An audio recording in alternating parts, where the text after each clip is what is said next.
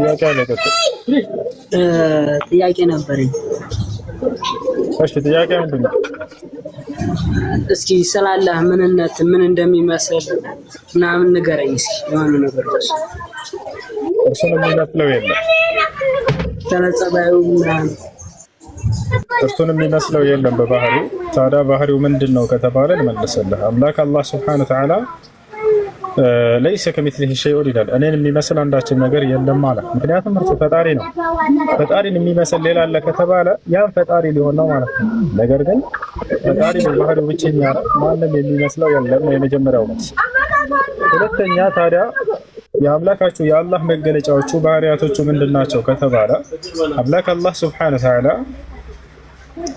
እርሱ አልኻሊቅ ፈጣሪ መፍጠሪ ባህሪው ነው። ፍጥረታትን ያስገኘ ነው። ኸለቀ ሰማዋት ወልአርض ወማ በይነሁማ ይላል።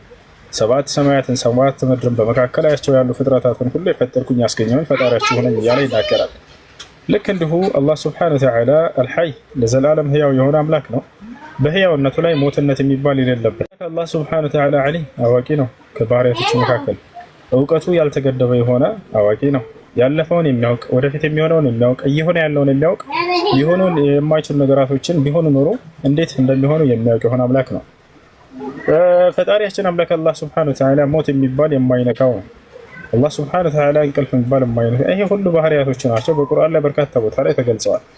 አላሁ ላ ኢላሃ ኢላ ሁወል ሐዩል ቀዩም እያለ ይናገራል። እኔ አምላካችሁ አላህ ማለት ያ ነኝ፣ ከእኔ በስተቀር ሌላ ማንም አምላክ የሌለ የሆንኩኝ፣ እንዲሁም ደግሞ አልሐይ ለዘላለም ህያው የሆንኩኝ፣ አልቀዩም ራሴን በራሴ የቻልኩና የቆምኩኝ ከማንም እገዛ የማይፈልግ ማለት ነው። ፍጥረታት ግን እገዛን ይፈልጋሉ። ልክ እንዲሁ አልሙሕይ ወልሙቂም ሊዕባዲህ ፍጥረታቶችን ህያው ያደረግኩኝ እንዲሁም ደግሞ እነርሱንም እንዲቆሙ ያስቻልኳቸውና ይህንን ችሎታ የሰጠኋቸው እያለ ይናገራል። ላ ተእኹዙሁ ሲነቱን ወላ ነውም ማንገላጀትም ሆነ እንቅልፍ እኔን አይዘኝም እያለ ይናገራል። ለሁ ማ ፊ ሰማዋት ወማ ፊል አርድ አለ ቀጥሎ በሰማያትና በምድር ያለ ሁሉ የእኔ ፍጥረት ነው አለ። መን ዘ ለዚ የሽፈዑ ዐንደሁ እያለ ይቀጥላል። እና እነዚህ ሁሉ ባህሪያቶቹ ናቸው አምላክ አላህ ሱብሓነሁ ወተዓላ።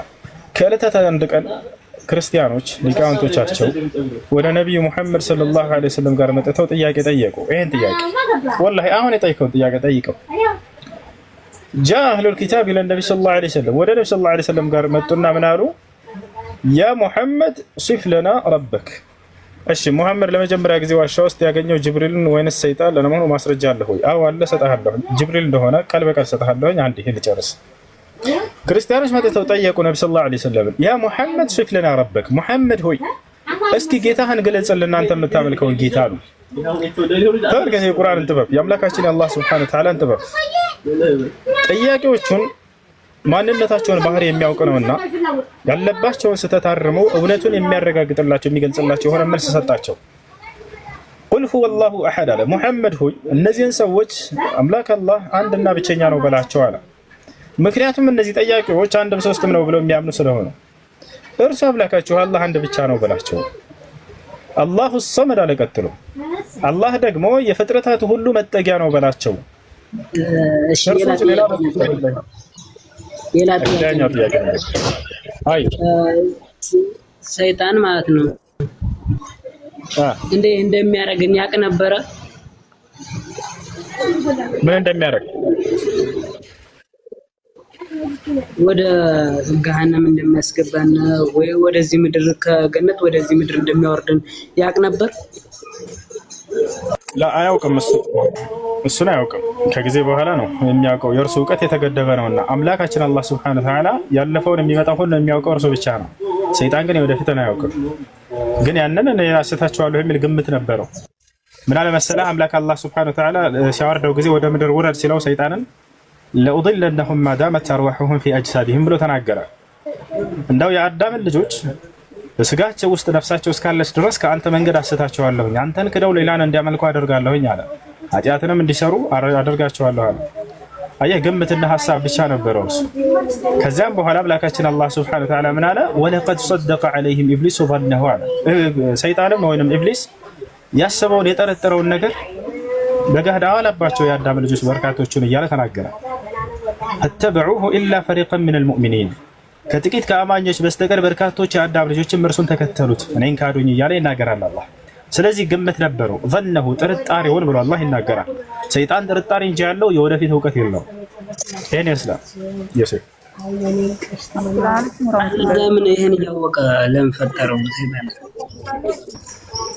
ያን እንዲያደርግ አይደለም የፈጠረው። ነፃ ምርጫ ሰጥቶ ነው አምላካችን አላህ ሱብሓነሁ ወተዓላ የፈጠረው። ግን ነፃ ምርጫ ፈቃዱን ተጠቅሞ እርሱ ኃጢአትን እያደረገ ያለ አካል ነው። አንተ ለምሳሌ ኃጢአትን ትሰራለህ አሁን አይደለ ዮሴፍ? ይህን ኃጢአት እንደምትሰራ አምላክ ያውቃል አያውቅም? ሳይፈጥርህ በፊት ያውቃል አያውቅም ዮሴፍ? አዎ። ታዲያ አምላክ እኔን ኃጢአት እንደምሰራ እያወቀ ለምን ፈጠረኝ ብሎ እንደመጠየቅ ነው። እንዲህ ብለህ እግዚአብሔርን አትጠይቀው ነገር። ምክንያቱም አምላክ ለአንተ ነፃ ምርጫ ፈቃድ ሰጥቶ ፈጠረህ እንጂ ይሄን ኃጢአት ስራ ብሎ ፈጥሮህ አይደለም አይደል እግዚአብሔር? አንተ ግን በነፃ ምርጫ ፈቃድ ነው ይሄን እየሰራህ ያለው አይደል? ዮሴፍ እየሰማሁ ነው። እኔ እኮ ያልኩህ ሰይጣን እንደዛ ለሱ ታዛዥ ሆኖ ነው የተፈጠረው አይደለም። ለሱ ታዛዥ ሆኖ ሳይሆን ነፃ ምርጫ ፈቃድ ተሰጥቶ ነው የተፈጠረው። መልአክ ነው ለእርሱ ታዛዥ ሆኖ የተፈጠሩት። መላእክቶች አዎ ታዛዥ ሆኖ ነው የተፈጠሩት፣ አያምፁትም። ገብቶሃል? በእስልምና አስተምህሮ መልአክ አምላክን አላህን አያምፁም። ታዛዥ ተደርገው የተፈጠሩት እነርሱ ናቸው። ሰይጣንስ ከተባለ እርሱ ደግሞ ነፃ ምርጫ ፈቃድ ተሰጥቶት ነበር። የፈጣሪውን ትእዛዝ አመፀ። ምን አለ? ምንድነው ያመፀው? አመፅ ከተባለ ለአዳም አልሰግድም አለ። አምላክ ስገድ ብሎ አዞት። ስግደት ሲባል የአክብሮት ስግደት እንጂ አምልኮ አይደለም። ስለዚህ ያንን አላደርግም አለ፣ አመፀ። በዚያን ጊዜ ነው አመፀ የጀመረው። ከዚያን ጊዜ በፊት ታዛዥ ነበር። ገብቶሃል?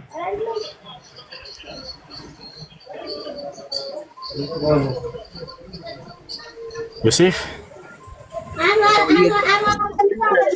እኔ ግራ የገባኝ የወደፊቱን ማየት እየቻለ እንዴት ሰይጣን እንትን ማድረግ ቻለ ብዬ ነው። እሱ መከር ቻለ። አልተረዳህም? አምላክ አላህ ነፃ ምርጫ ፈቃድ ሰጥቶ ነው የፈጠረው። አንተ አሁን ወደፊት ኃጢአት እንደምታደርግ እንደምሰራ እያወቀ እግዚአብሔር ለምን እኔን ፈጠረኝ ብለህ እንደ ጥያቄ እንደማንሳት ማለት ነው። አምላክ የወደፊትን ያውቃል እንጂ የወደፊቱን አልወሰነም በማንም ላይ። ገብቶሃል አይደለ? ነፃ ምርጫ ፈቃድ ሰጥቶ ነው የፈጠራቸው ሁላቸውንም፣ ሰውንና ጋኔኖችን። እነርሱ ግን የራሳቸውን ፈቃድ ተጠቅመው ያምጻሉ፣ ይታዘዛሉ ነው። አየህ? መላእክን ግን እንዳያምጹ አይ እንዴት አድርግ ይሄ ጥያቄ አለ። ሰላም አይደለም አንድ በማንም አልወሰንም። ለካ አላህ ሱብሓነሁ ወተዓላ ነፃ ምርጫ ፈቃድ ሰጥቶ ነው የፈጠረው። እሺ ጥያቄ አለ? ቀጥልሽ። አሰላሙ አለይኩም ወራህመቱላሂ ወበረካቱ። ወአለይኩም ሰላም ወራህመቱላሂ ወበረካቱ። ሁለት ጥያቄ አለኝ። አንዱ የሰው ነው።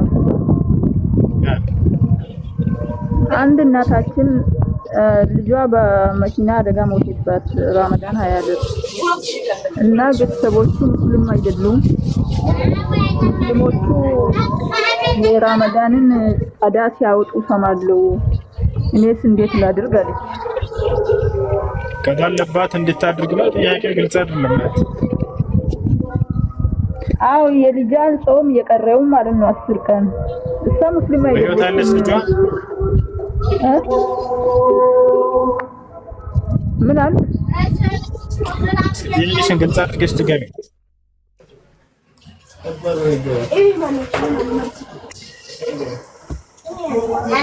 ልጅ ረመዳን ያለት ሞት ምን አልሽኝ?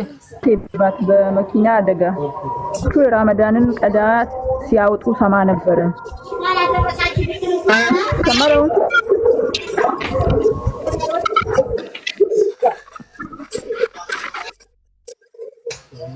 እሺ የሚጮህ ቦታ ከሆናችሁ አንግባባም ልጆች። ከላይ ጥያቄ ያለው ካለ ይቀጥል። ሰላም አለይኩም። ወአለይኩም ሰላም። የረመዳን ቀዳ ቀድመን ነው ወይንስ ከሸዋል በኋላ መጾም እንችላለን? መጀመሪያ ቀዳ ነው የምታጡት፣ ከዚያ በኋላ ነው ሸዋልን የምትጾሙት። ምክንያቱም ቀዳ ዋጅብ ነው፣ ሸዋል ደግሞ ስድስቶቹ ሱና ናቸው። ሙሐመድ ለመጀመሪያ ጊዜ ምን አልሽኝ? ግዴታ ቀዳ መቅደም አለበት ማለት ነው? አይ የሆነ ሐዲስ ሰምቼ ነበር፣ የሆነ ዳዋ ሰምቼ ነበርና ቀዳ 1 ዓመት ጊዜ ስላለው ቀዳው መዘግየት ይችላል፣ ሸዋልን መጾም ትችላላችሁ የሚል እንትን ሰምቼ ነበርና አይቻልም። ቀዳው መቀደም አለበት ግዴታ እሱ ነውና። እሺ ሙሐመድን ለመጀመሪያ ጊዜ ዋሻ ውስጥ ያገኘው ጅብሪል ወይስ ሰይጣን ለመሆን ማስረጃ አለ ወይ? አዎ አለ። ቆይ ላሳይ። እንትን አላህ ማለት ነው ድምጽ ብቻ ነው ያለው ወይስ መልክ አለው? አላህ መልክ አለው። አላህ ሱብሓነሁ ወተዓላ ለሁ ሱራ መልክ አለው። ምን አይነት መልክ ነው ያለው? ቢያንስ እንኳን ንገረን። ቢያንስ እንኳን አይወልህ አምላክን ያየ አንድስ እንኳን የለም ይላል መጽሐፍ። ሳናይ እኛ መልኩ እንዲህ ነው ብለን መናገር አንችልም። ገብቶሃል አይደለ? ኢየሱስ ክርስቶስ አምላክ ብለህ የምታስበው መጽሐፍ ቅዱስ ላይ ዮሐንስ ወንጌል ምዕራፍ 5 ቁጥር 37 ላይ አብን አንዳቸውም እንኳን አላያቸውም ብሎ ተናገረ። ሙሴ አምላክን ለማየት ባለ ጊዜ ለማየት እንኳን አልቻለም። ገብቶሃል? አልታየም ማለት ስለዚህ እኛ መልኩ እንዲህ ነው ብለን በራሳችን በፍልስፍናችን መግለጽ አንችልም። ገብቶሃል አይደል? እርሱ ግን አላህ እኔ መልክ አለኝ ማንንም የማይመስል ብሎ ካጸደቀ የዛኔ መልክ አለው። ግን ማንንም ፍጥረት የማይመስል ብለን የማጽደቅ ግዴታ አለብን። አይ ይሄ ነው ኢየሱስ ክርስቶስ እኮ ያው ከአዳም ልጅ ተወልጄ አድናለሁ ብሎ ተወልዶ አድነው አይደል? እንደሱ አላለውም። ስህተት ነው። ከልጅ ልጅ ተወልጄ አድናለሁ ብሎ አዳምን ቃል አልገባለት። ከልጅ ልጅ ተወልጄ አድናለሁ ብሎ ቃል የገባበት ቦታ ውሸት ነው። መጽሐፍ ቅዱስ ላይ የለም። ታዲያ እንዴት ዝም ብለን ነው በቃ እንዴት ታዲያ ይኖራል? እንደሱ ነው። ኃጢአቱ ተሰረዘለት ዝም ብሎ ወይስ የአዳም አሁን ልመልስልህ። እንዴት አድርገው ከልጅ ልጅህ ተወልጄ አድንሃለሁ ብሎታል አለ። ይሄ ስህተት ነው። መጽሐፍ ቅዱስ ላይ ከኦሪት ዘፍጥረት አንዴ ዮሴፍ ሜት አድርገው ከኦሪት ዘፍጥረት እስከ ራዕይ ድረስ መጽሐፍ ቅዱስ ላይ አንድ ቦታ ላይ አምላክ የአዳምን ከልጅ ልጅህ ተወልጄ አድንሃለሁ ብሎ የተናገረበት ቦታ የለም። ይሄ ዋሽቷቸዋል። ትልቅ ውሸት ነው። የክርስትና መሰረት ነው። አስቡት። ይሄ ነገር ክርስትና መሰረት ውስጥ ነው። እንዴት ነው የተነገረው? ይሄው ሜትናተን ሰው በቃ ዮሴፍ እስክንጨርስ የትኛውም ቦታ ላይ አምላክ አዳምን ከልጅ ልጅህ ተወልጄ አድንሃለሁኝ አላለውም። ይሄ ውሸት ነው። ጠይቋቸው። መጽሐፍ ቅዱስ ላይ አታዩም እስኪ በሏቸው። የለም።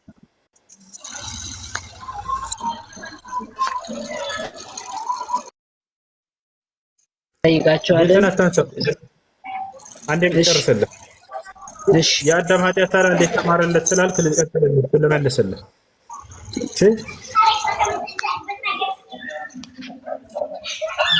እንትን በደሞ አዳፕተሩ ወደዚህ ያምጣው ንቀለውና ያው ዘሰፈ ዮሴፍ ሚውት አድርገው እባክህ።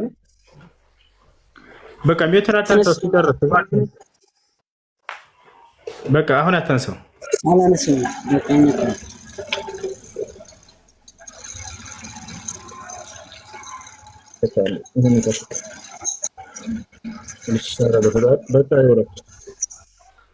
እንደገና ገብተህ እንትን ትላለህ ትጠይቃለህ ወይ? ጥያቄዎችን በኮሜንት ጻፍ። ታዲያ ኃጢአቱ እንዴት ተማረለት ነው? የአዳም ኃጢአት እንዴት ምህረትን አገኘ? ምህረትን አግኝቷል ወይ? አዎ አግኝቷል። አምላካችን አላህ ሱብሓነሁ ወተዓላ ንስሐውን ተቀብሎታል። የአዳም ንስሐ ባደረገ ጊዜ እንዴት ነው አምላካችን አላህ ሱብሓነሁ ወተዓላ ለአዳም የንስሐ ቃልን ያሳወቀው? ንስሐም አደረገ፣ አላህም ንስሐውን ተቀበለው። ገብታችኋል? ያ ነው ማስረጃ በቁርአን ላይ ፈተለቃ አደሙ ሚን ረቢሂ ከሊማትን ፈታበ ዐለይህ ኢነሁ ሁወ ተዋቡ ረሒም አለ። አዳምም ከጌታው ከአላህ ስብሐነሁ ወተዓላ የንስሐ ቃልን ተቀበለ፣ አስተማረውና ያንን ተቀበለ። ከዚያም ወደ አላህ ስብሐነሁ ወተዓላ ንስሐ አደረገ። አዳም ፈታበ ዐለይህ አምላክ አላህ ስብሐነሁ ወተዓላ ንስሐውን ተቀበለው። ኢነሁ ሁወ ተዋቡ ረሒም እርሱ አምላካችሁ አላህ የባሪያዎቹን ንስሐ የሚቀበልና አዛኝ የሆነ አምላክ ነውና እያለ ቁርአን ይናገራል። ያ ثم اجتباه ربه على በሌላ ቦታ ላይ ከዚያም እኔ ጌታ አላህ አዳምን መረጥኩት፣ ፈታበ ዐለይህ ንስሐውንም ተቀበልኩት፣ ወሃዳ ቀኑንም መንገድ መራሁት እያለ ይናገራል። ስለዚህ ንስሐ አድርጎ ወደ አላህ ስብሐነሁ ወተዓላ ስለተመለሰ ተማረለት እንጂ ከልጅ ልጅህ ተወልጄ ተገድዬ ተሰቅዬ አድንሃለሁኝ ከ5000 ዓመት በኋላ ምናምን ወፍ መጽሐፍ ቅዱስ ላይ አንድ ቦታ ላይ እንዲህ አላለውም አምላክ። አንድም ቦታ ላይ እንዲህ አላለውም። ይሄን የሚነግሯቸው ቄሶቻቸው ናቸው። ማስረጃ ጠይቋቸው። የቱ ጋር ነው መጽሐፍ ቅዱስ ላይ አሳዩን በሏቸው። የክርስትና መሰረት ሆኖ ሳለ የቱ ጋር ነው አምላክ ይሄንን ለአዳም ቃል የገባለት አሳዩን በሏቸው። አንደኛ እሱ ነው። ሁለተኛ ኢየሱስ ክርስቶስ የመጣው ስጋ ለብሶ ከሶስቱ የመለኮት አካል አንዱ አካል አምላክ የመጣ አምላክ ነው ብላችሁ ስለምታስቡ አዳም በሰራው ኃጢአት ምክንያት በሰው ልጆች ላይ የመጣውን የኃጢአት ፍርሰት ተገድሎ ተሰቅሎ ትንሣኤ አድርጎ ሊያስተሰርይልን የመጣው ብላችሁ ታምናላችሁ። የእምነታችሁ መሰረት ነው እሱ። ኢየሱስ ክርስቶስ ይሄን ዓላማ ይዞ ከሆነ የመጣው ወደ ምድር ላይ የዛኔ ምድር ላይ ከድንግል ማርያም በተወለደ ጊዜ ይህንን ዓላማ ለዚህን ሊፈጽም እንደሆነ አስተምሮናል ወይ ብላችሁ ጠይቋቸው። የሚገርማቸው ኢየሱስ ክርስቶስ አንዲት ቦታ ላይ ስለ አዳም ኃጢአት አላወራ። ኧረ ተውት፣ ኃጢአቱን አዳም የምትል ስም አላነሳም መጽሐፍ ቅዱስ ላይ አራቱም ወንጌላት ላይ ዮሐንስ ወንጌል፣ ማቴዎስ ወንጌል፣ ሉቃስ ወንጌል፣ ማቴዎስ፣ ሉቃስ፣ ማርቆስ፣ ዮሐንስ አራቱም ቦታ ላይ አንዲት ቦታ ላይ እንኳን ኢየሱስ ክርስቶስ አይደለም የአዳምን ኃጢአት የሰራውን ሊያነሳ አዳም የሚል ስም አላነሳም። አንድ ቦታ ላይ የአዳምን የሰራውን ኃጢአትም አላነሳም። በአዳም ምክንያት በሰዎች ላይ የተላለፈውንም ኃጢአት አላነሳም። ያሰላም አያሻለ ይሄን ነገር ቆም ብላችሁ ጠይቋቸው። የክርስትና እምነት መሰረቶች እነዚህ ናቸው። ይህ መሰረት ከሌለ ካወቃችሁ የዛኔ ክርስትና ብለው የነገሯችሁ ሁሉ ውሸትና ስህተት እንደሆነ ትረዳላችሁ። ምክንያቱም አንድ ቤት ሊቆም የሚችለው በምንድን ነው? በመሰረቶቹ ነው አይደለ? መሰረቶቹ እነዚህ የለውም። ከዚያ በኋላ ያለውን ቢነግሯችሁ ዋጋ የለውም። ይሄ ተገደለ፣ ተሰቀለ፣ እንትና ላይ ኢየሱስ እንዲህ አለ፣ ተአምር አደረገ፣ ምንም ዋጋ የለውም። አይ ደግሞ 6 ጊዜ ተክብራ ትላላችሁ። ነብዩ ሰለላሁ ዐለይሂ ወሰለም በዚህ መልኩ ነው የዒድ ሶላት አሰጋገድን ያስተማሩት። ከዚህ ውጭ በሌላ መንገድ ያሰገደ ሰው ያው ሐራም አይሆንበትም፣ ነገር ግን ሱናን አላገኘም። አይ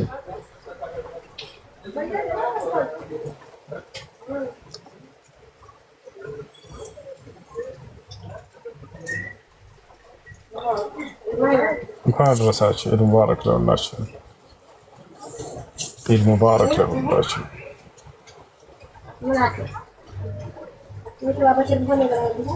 እሺ ጥያቄ ያለ ይቀጥል።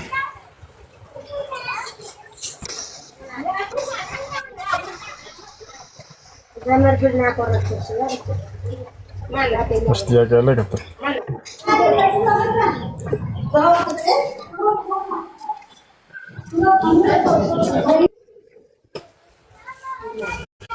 እሺ አንዴ ልጆች ታብ ታደርጋላችሁ። እስካሁን 4 ታብ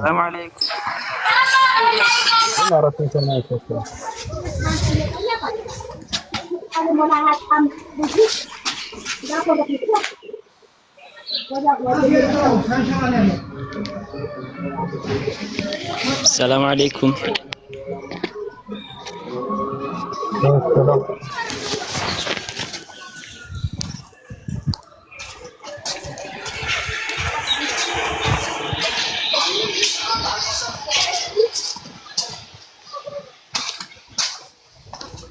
ጥያቄ ያለ ይጠይቅ። ከሌላችሁ አትላኩ ልጆች። ما تسمعين الكلام عليك ادمين اشتغلوا ورداتش اساسا. وعليكم السلام ورحمه الله. አውርዳቸው ያላ ጥያቄ ከሌላችሁ አትላኩ ልጆች። እሺ የሰው ጊዜ እንትን አትበሉ። አትሰሙም እንዴ?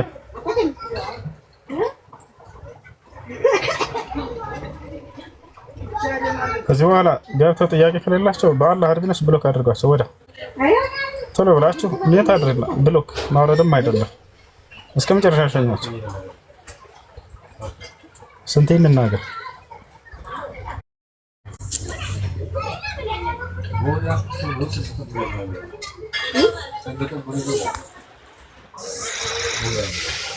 السلام عليكم. السلام. عيد مبارك. كنا درسنا እንኳን ደረሰ። እኔ ጥያቄ ነበረኝና ፍጥራ ምንድን የከፈል ፍጥር በተመለከተ እኔ ባለትዳር ነኝና እኔ ያው ደሞዝተኛ ነኝ፣ ግን ባለቤት ያወጣል።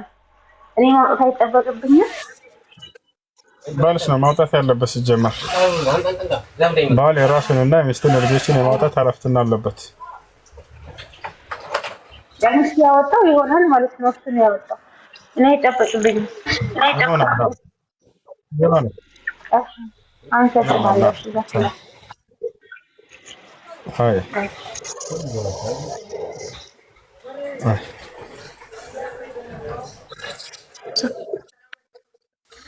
ወሰላም ወራህመቱላህ። ጥያቄ አባትናቶቼ በህይወት ያሉ ያኔ እኔ እዚህ ስለሆንኩ እነሱ ሀገር ቤት ሆነው ያኔ ለማምጣት ምኞት ነበረኝ። እሱ ካልተሳካልኝ እኔ ለነሱ ዑምራ ማድረግ እችላለሁ? ይቻላል።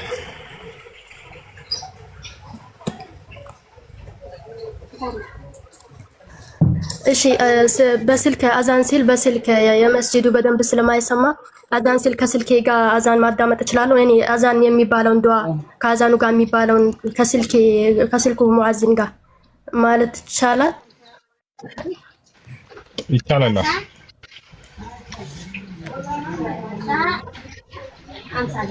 እሺ ጨርሻለሁ። السلام عليكم. وعليكم السلام. كل عام وانتم بخير، عيدكم مبارك جميعا ان شاء الله. تقبل الله صلاتكم.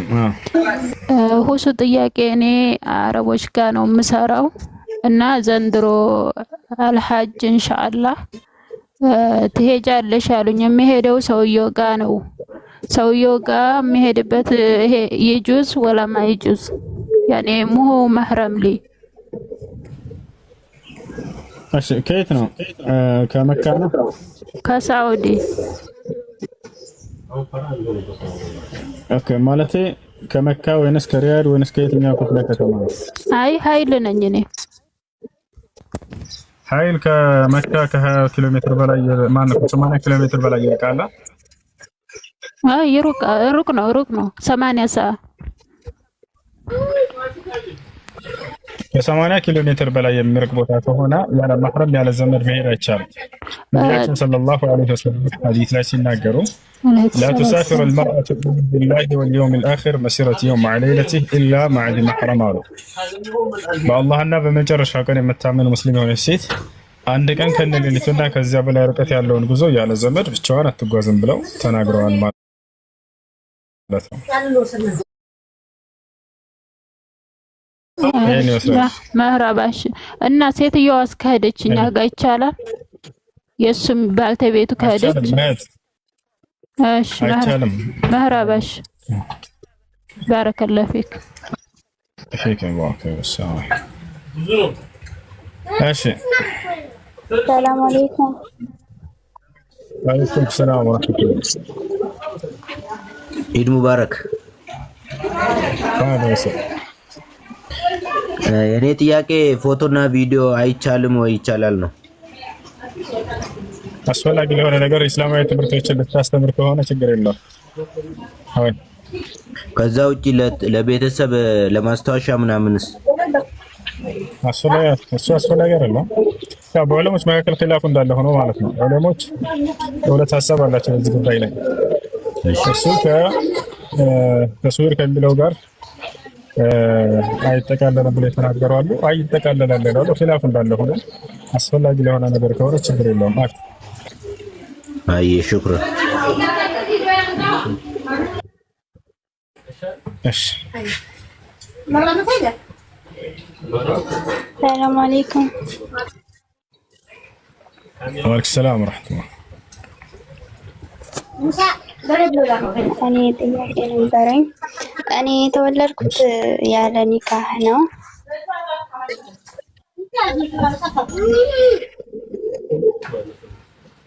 እሺ አይሰማም?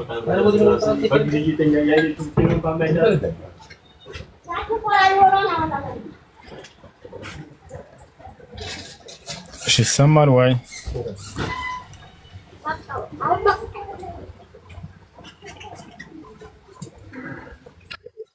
ሁሱ እንዴት ነህ? ሰላም ነው።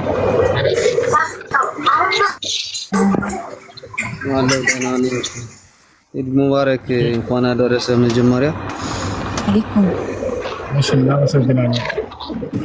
ኦኬ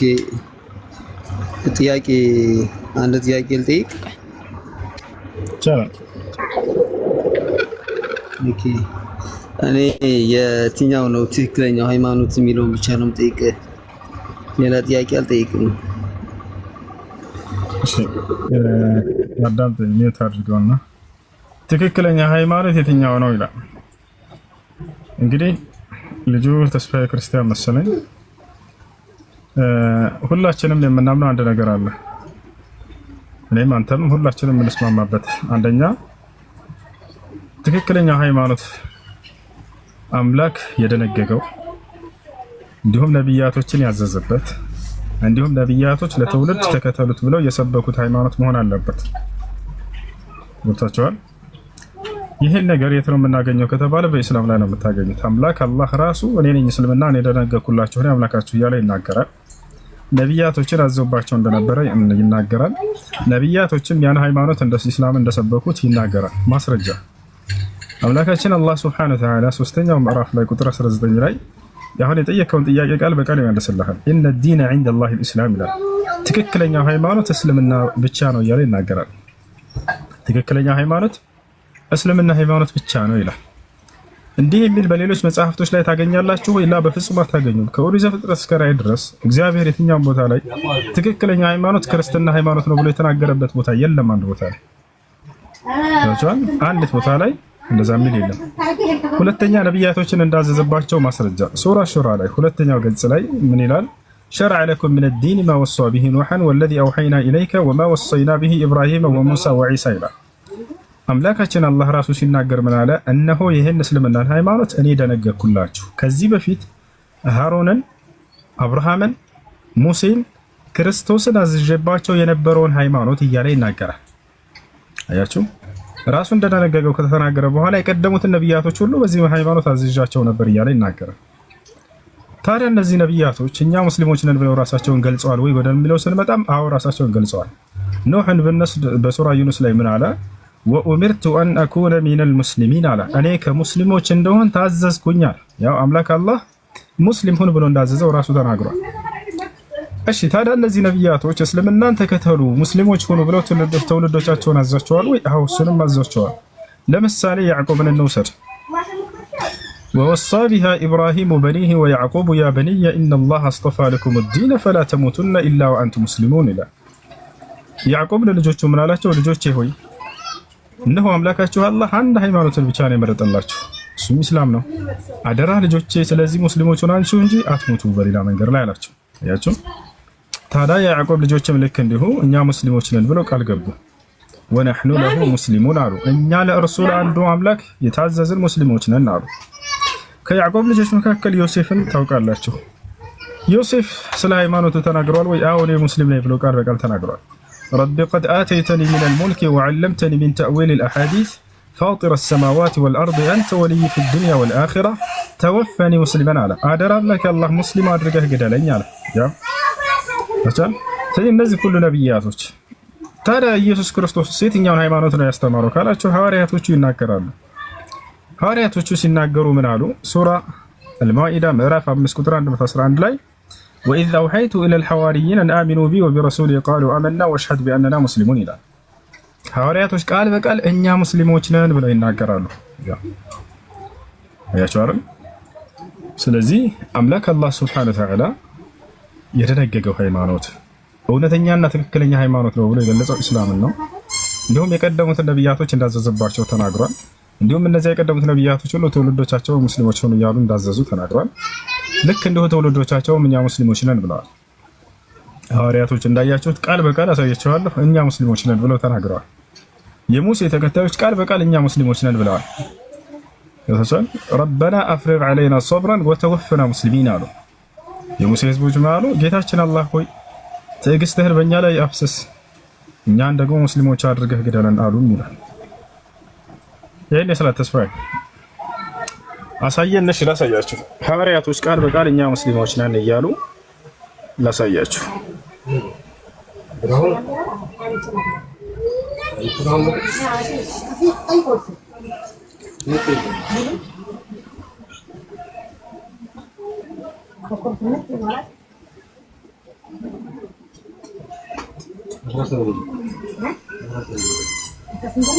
ያውና ወደ ሐዋርያትም በእኔና በመልእክተኛዬ እመኑ በማለት ባዘዝኩ ጊዜ አስታውስ።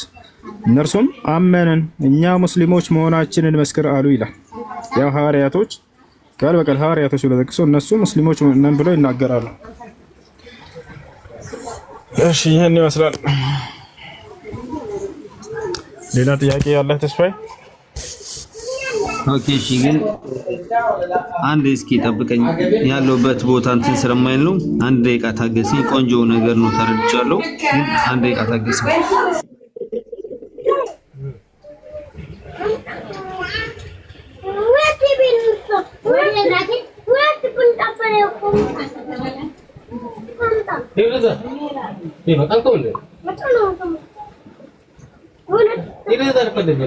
እሺ ጥያቄ ያለ ካለ ይጠይቅ። አድሚኖች ካላችሁ በተራ አስገባችሁ።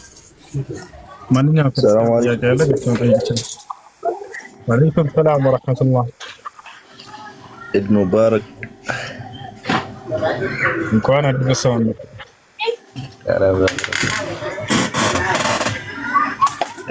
እኛ ጋር አሁን ኢድ ነገ ነው። ሰገደ ሳውዝ አፍሪካ እንዴት ይታያል ይሄ ነገር? ትክክል ነው።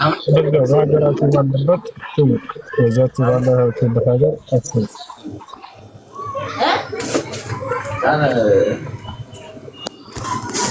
ኦኬ፣ እሱን ለመጠየቅ ነው። ጀዛከላሁ ኸይር። ወአለይኩም ሰላም ወራህመቱላህ። ኢድ ሙባረክ። ጀዛከላህ ኸይረን። ጥያቄ ነበረኝ ስለ ብድር ነበረ። ብድር ሪያል ተበድሮ በድርሃም መስጠት እንዴት ይታያል? ይፈቀዳል አይፈቀድም? የምንዛሬ ልዩነት አለውና አይቻልም። አይቻልም። ያኔ በድርሃም ከሆነ በድርሃም በሪያል ከሆነ በሪያል። አንዴ ሚዩት አድርጉ። የሚረብሽ ድምጽ ካለ ቀጥታ ሚዩት አድርጉ ልጆች። እንደ አስሉ እንደ መሰረቱ በተበዳደራችሁበት ገንዘብ አይነትና መጠን ነው መመላለስም ያለባችሁ። 1000 ድርሃም አበድራችሁ ከሆነ 1000 ድርሃም መመለስ ያለበት ወሰው ያ ነው። ያንን ግን ሰውየው መመለስ ካልቻለ ይችላል፣ ግን ይችላል ያንን ወደ ድርሃም አስቀይሮ መስጠት ይችላል። ይህ ነው እና ስለዚህ ያንን ያህል ከሆነ በድርሃሙ የሚመጣጠነውን ዋጋ ያንን መስጠት ነው ያለበት። ወለድ እንዳይሆንባቸው በመካከላቸው መበዳደል እንዳይሆን ማለት ነው። እሺ ጥያቄ ያለ ካለ ይቀጥል። ሰላም ወራህመቱላህ። እንኳን አደረሳችሁ። እንኳን አብሮ አደረሰን። እና እኔ ስለ ፍጥር ነው።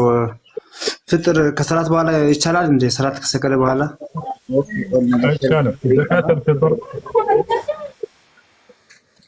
ዘካተል ፍጥር መሰጠት ያለበት ከሶላት በፊት ነው። ነብዩ ሰለላሁ ዐለይሂ ወሰለም እንደዛ ነው ያዘዙት። ወአመረ አን ቱአዳ ቀብለ ሶላት العيد ይላል ሐዲስ ላይ ሰዎች የዒድ ሶላትን ከመስገዳቸው በፊት ዘካተል ፍጥር ቀድሞ እንዲሰጥ አዘዋል ነብዩ ሰለላሁ ዐለይሂ ወሰለም ይላል። ስለዚህ ከዚያ በኋላ ቢሰጥ አይቻልም። እንደማንኛውም ተራ ሰደቃ ነው የሚሆነው፣ ዘካተል ፍጥር አይሆንም። እሺ እኔ የሆነ ዘመድ ልጅ ነበረኝና ሌላ ቦታ ነው ያለው እና እንደፈጠረ አልነገረኝም ነበር። እሱም ደግሞ እኔ ፈጥራለሁ ብሎ ነበር ዝም ያለኝ። ከዛ ደግሞ አሁን ደውሎ አልፈጠርኩም ምናምን ሲለኝ እንዴት ላድርግ? አሁን መፍጠር አልችልም። ባለማወቅ ከሆነ ያለፈበት ችግር የለው። ባለማወቅ ከሆነ አሁን እንትን ማለት ትችላለች፣ ችግር የለው። ባለማወቅ ነው፣ ባለማወቅ ነው። አይ አሁን ስጥ። ጥያቄ እሱ ለምሳሌ እኔ የሆነ ኸይር ስራ ስሰራ ወደ ቤተሰብ ነው እና ምልከው እኔ እንደሆንኩኝ አልነግራቸውም። ሊሰጡልኝ ስፈልግ እንደዚህ በግሩፕ የተሰበሰበ ለኸይር ስራ የተሰበሰበ ነው ብሎ መስጠት እንዴት ይታያል? ችግር የለውም። ግን በተነግራቸውም አንቺ ልብሽን ከአላህ ሱብሓነሁ ወተዓላ ጋር ብቻ እስካስተሳሰርሽ ድረስ በኢኽላስ ንያ እስከሰጠሽ ድረስ ችግር የለውም። እንዳውም መናገርሽ ውዴታቸውን ይጨምራልና ንገሪያቸው፣ ችግር የለውም።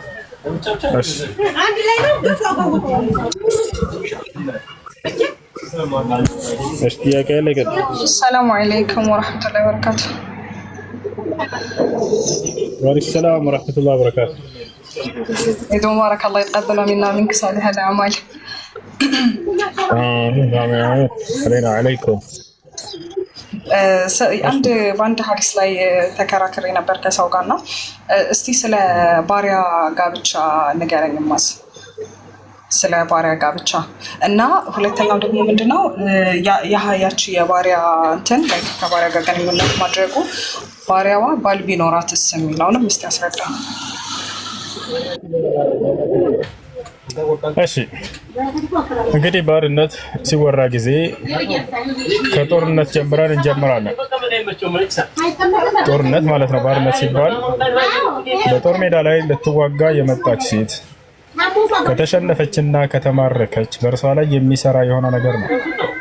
ምልክል የሚል ይባላል። የዛን እጆቻቸው የጨበጣቸው እያለ አላህ ሱብሓነሁ ወተዓላ ብዙ ቦታ ላይ ይናገራል።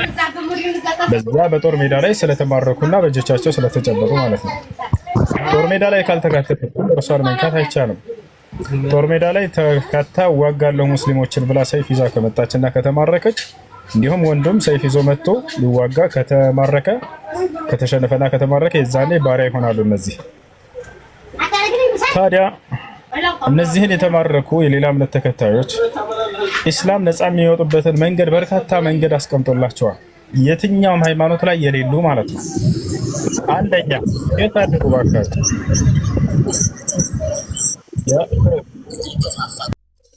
በቃ ምን ታድርጉ? አንደኛ ከተማረኩ በኋላ አምላክ አላህ ሱብሓነሁ ወተዓላ በነፃ ልቀቋቸው አለ። ተመልከቱ፣ በነፃ ልቀቋቸው በቃ አለ። አዛኝ ነው ምን ታድርጉ? ሁለተኛ ፊዳ አድርጓቸው አለ።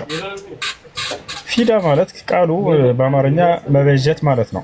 ያ ማለት እኔን የማረከብኝ አማኝ ወንድሜ ካለ ያ ጠላት 10 የማረከብኝን ሰዎች ስጠኝና እኔ የማረኩብህን 10 ሰራዊቶችን እመልስልሃለሁ። አያችሁ አይደል? ሁለተኛው መንገድ ይሄን አስቀምጧል ኢስላም። ቀጥታ እንደማረካቸው ግደሏቸው የሚለው መጽሐፍ ቅዱስ ላይ ነው። ምንም አይነት የተቀመጠ ነገር የለም። ቀጥታ የተማረኩትን ወንዶች ግደሏቸው ይላል እግዚአብሔር። ሴቶችን ደግሞ ድንግል ከሆኑ ለራሳቸው ሰዷቸው፣ ካልሆኑ ግደሏቸው እነሱ ነው ያለው። በኢስላም ግን ያለውን ተመልከቱ። አንደኛ በነፃ ልቀቋቸው የሚል አለ። ወይም ምን ይላል አላህ ይሄንን በሱረቱል ሙሐመድ ላይ ሲናገር ማስረጃ እያጣሁ ላሳያችሁ። ወይ በነፃ ልቀቋቸው አለያ ደግሞ ተቤዣቸው እያለ ይናገራል። ያ ማለት ቅድም እንዳልኳችሁ ይሄን ያለበትን ላሳያችሁ። ማስረጃ እያጣሁኝ ሲሆን አሪፍ ይመስለኛል። መጨረሻ ላይ ወደ ማግባቱ እንሄዳለን። እሺ ጃስሚን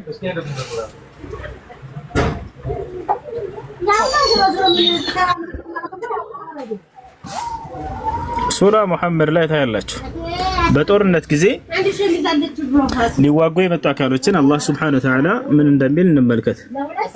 ተመልከቱ። እነዚያንም የካዱትን በጦር ላይ ባገኛቸዋቸው ጊዜ አለ። መቼ? በጦር ላይ እንጂ ሜዳ ላይ ዝም ብሎ በሰላም በሆኑበት አይደለም። ጫፋቸውን መንካት አይቻልም። የዛኔ ግን ጦር ሜዳ ላይ ሊዋጋ ከመጣ ባገኛችሁባቸው ጊዜ ጫንቃቸውን በኃይል መቱ አለ። ባደከማቸዋቸውም ጊዜ አትግደሏቸው፣ ማርኳቸው አለ። በቃ ደከሙ አይደለ? አትግደሏቸው፣ ተውት በቃ ለአላህ ሱብሓነሁ ወተዓላ አያችሁ አይደል? ማርኳቸው። ከዛስ ማሰሪያውንም አጥብቁ አለ። በኋላም አለ ከተማረኩ በኋላ ወይንም በነፃ ተለቋቸዋላችሁ፣ አንድ ቀደም እንዳልኳችሁ፣ ወይንም ትበዣቸዋላችሁ አለ። አላሁ አክበር። አያችሁ አይደል? ወይ በነፃ ለቀቋቸው አለ አምላካችን አላህ ሱብሓነሁ ወተዓላ፣ ወይንም ደግሞ በዣቸው አለ። በዣቸው ማለት ቀደም እንዳልኳችሁ ለአይታይም እንደ ልጆች አይታይም አይታይም ወይ ነው ያለው መልስ ኮሜንት ላይ አይታይም ስላየህ እሺ። ስለዚህ የመጀመሪያው ከማረከናቸው የመጀመሪያው ምንድነው? አላህ ተመልከቱ በነፃ ለቀቋቸው አለ። አንድ ሁለተኛ ወይንም ደግሞ በእጃቸው አለ። መበጀት ማለት ቅድም እንዳልኳችሁ የማረኩብኝ አማኝ ወንድሞቼ ካሉ በጦር ሜዳ ላይ 5 ጦረኛ ማርከብኝ ከሆነ 5ቶቹ ሰራዊቶችን መልስልኝ፣ እኔም 5 የባረኩብህን መልስልሃለሁ። ማካካስ ማለት ነው። ሁለተኛው ይሄ ነው። ሶስተኛ ኢስላም ያስቀመጠው መንገድ የሀገሪቱ መንግስት የነዚያ ከሃዲያኖች ሰራዊቶችን እፈልጋለሁ ብሎ መጥቶ ድርድር ካደረገ የድርድር በር ይከፈትለታል በኢስላም። ያ የሙስሊሙ ጦር መሪ ምን ያደርጋል? ይሄን ያክል ገንዘብ ለእያንዳንዱ ሰራዊት እፈልጋለሁ ብሎ ያስቀምጣል። 10 ሺህ ብር ካለ ለምሳሌ እያንዳንዱ ሰራዊትን ሄዶ ያ መንግስት የመውሰድ መብት አለው።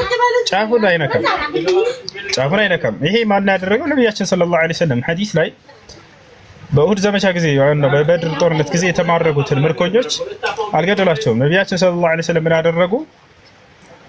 ማንም ሰው መጥቶ የተማረከበትን ቤተሰብ ገንዘብ ከፍሎ መውሰድ ይችላል የሚል ተቀመጠላቸው። ሁላቸውም የመካ ሰዎች እየመጡ የተማረኩባቸውን አካሎች ገንዘብ እየከፈሉ ወሰዱ። ይሄን አስቀምጧል ኢስላም። እሺ ያ መንግስት ካልቻለስ አልወስድም ካለ ሶስተኛው መንገድ ነው። አራተኛው መንገድ ምንድነው? የተማራኪው ሰው ቤተሰቦች መጥተው መውሰድ ይችላሉ። የተማራኪው ሰው ለምሳሌ ተማረከብኝ ገብታችኋል ወንድሜ፣ ጦር ሜዳ ላይ ማለት ነው።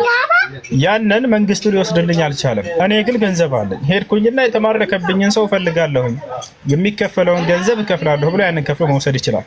ይሄ አራተኛው መንገድ ነው።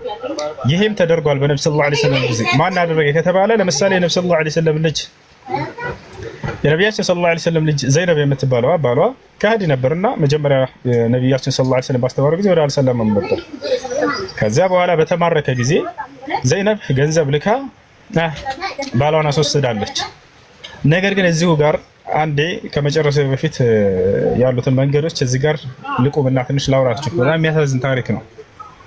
ነቢያችን ሰለላሁ ዐለይሂ ወሰለም የማረኳቸውን ሰዎች አስቀምጠው የመካ ሰዎች እየመጡ ቤተሰቦቻቸውን ገንዘብ እየከፈሉ ሲወስዱ ጊዜ አንድ ከረጢት መጣላቸው። አንድ ከረጢት የተቋጠረ መጣ። ከተማረኩት መካከል ተከፍሎ ሊወሰድ ዘንድ አንዱ ማለት ነው። ያ የተማረከው ማን ነው? የነብዩ ሰለላሁ ዐለይሂ ወሰለም የልጃቸው ባል ነው። ወታቸው የልጃቸው ባል ተማርኳል። በዚህ ጊዜ ነብዩ ሰለላሁ ዐለይሂ ወሰለም ከፈቱት። ያን ከረጢት ከፍተው ሲያዩት ጊዜ ገንዘብ አለው። ከእርሱ ጋር ደግሞ የአንገት ሐብል አለ። የማን የአንገት ሐብል? የዘይነብ የነብዩ ሰለላሁ ዐለይሂ ወሰለም ልጅ ዘይነብ ደግሞ ያን ሐብል ከማን ነበር የወረሰችው የተቀበለችው? ኸዲጃ ነበረች የሰጠቻት የነብዩ ሰለላሁ ዐለይሂ ወሰለም ሚስት። ነቢያችን ሰለላሁ ዐለይሂ ወሰለም ያን ከረጢት ከፍተው ሐብሉን ሲያዩ አለቀሱ። በከ ነብዩ ዐለይሂ ሰላቱ ወሰላም لأنه تذكر زوجته الحبيبة خديجة የሚወዷትን ሚስታቸውን ኸዲጃን አስታወሱና አለቀሱ ነብዩ ሰለላሁ ዐለይሂ ወሰለም።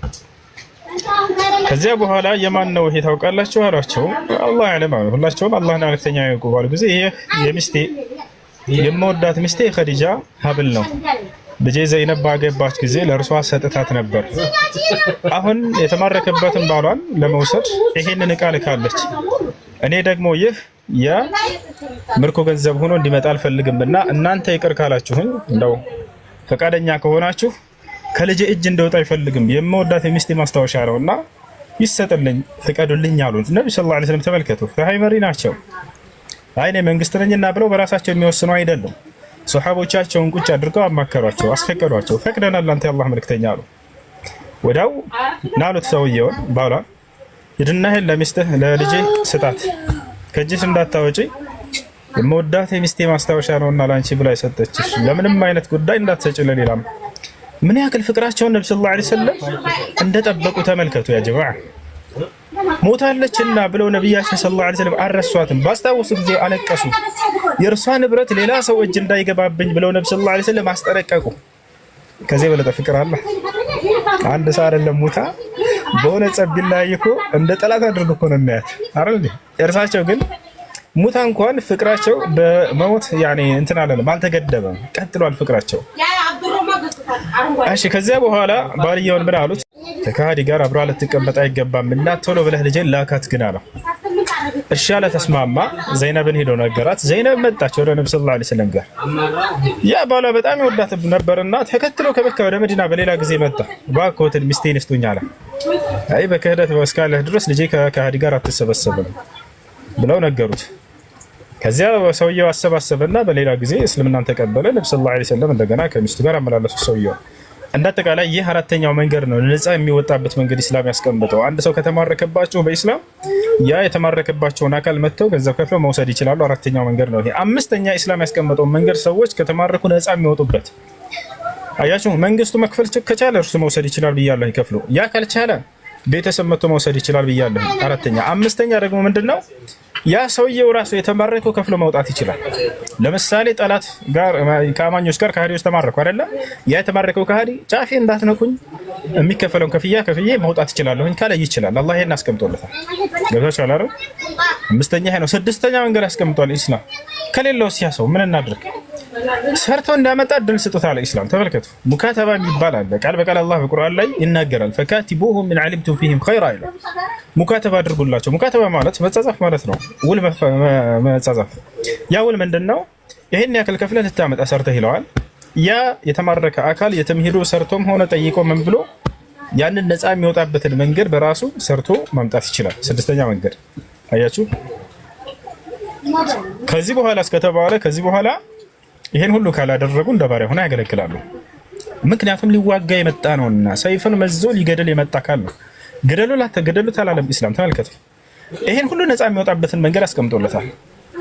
ነገር ግን ይሄን የሚነሳው ከክርስቲያኖች ከሆነ ይሄ ሁሉ ነፃ የሚወጣበት መንገድ አልተቀመጠም መጽሐፍ ቅዱስ ላይ። ታዲያስ ከተማረከ ወዲያው ገደለው ነው ያለው እግዚአብሔር።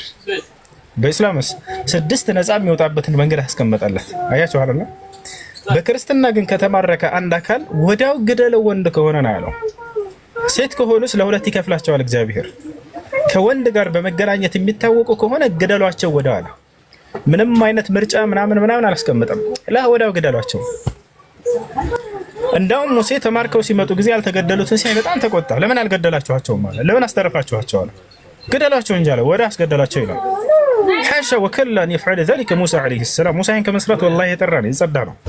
ነቢያቶች ምርኮኛን አይገሉም። ገብታችኋል? እንዳጠቃላይ ይሄ ነው ያለው። አሁን ወደ አንቺ ስመጣ ጊዜ የመጨረሻው መንገድ ምንድነው? ያንን ሁሉ ማድረግ ካልቻለች ሴት ልጅ፣ ወንድ ከሆነ ወደ ባርነት ይሄዳል። ሴት ከሆነች እስከተባለ ወደ ትዳር ይኬዳል።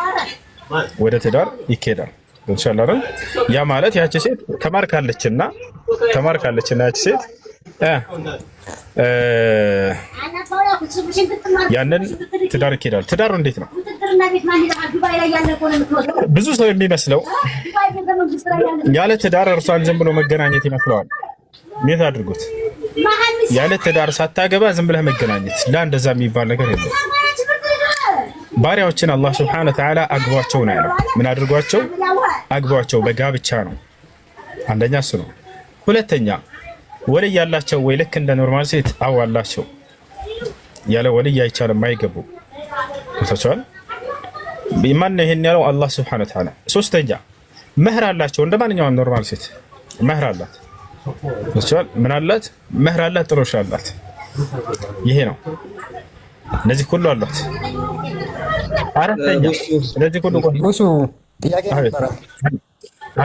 አንዴ ልጨርስ። አንዴ ያስኩት ርዕስ አለ ልጨርስ። ይሄ ነው። አራተኛ ያችን ሴት በዛው በኒካህ ለማን ነው እንትን ካለች ሳታምን ማግባት አይቻልም። ጃስሚን ከሃዲ በሆነችበት ላይ እርሷን ወስዶ መገናኘት ላ የጁዝ ወጣ الامه الكافره።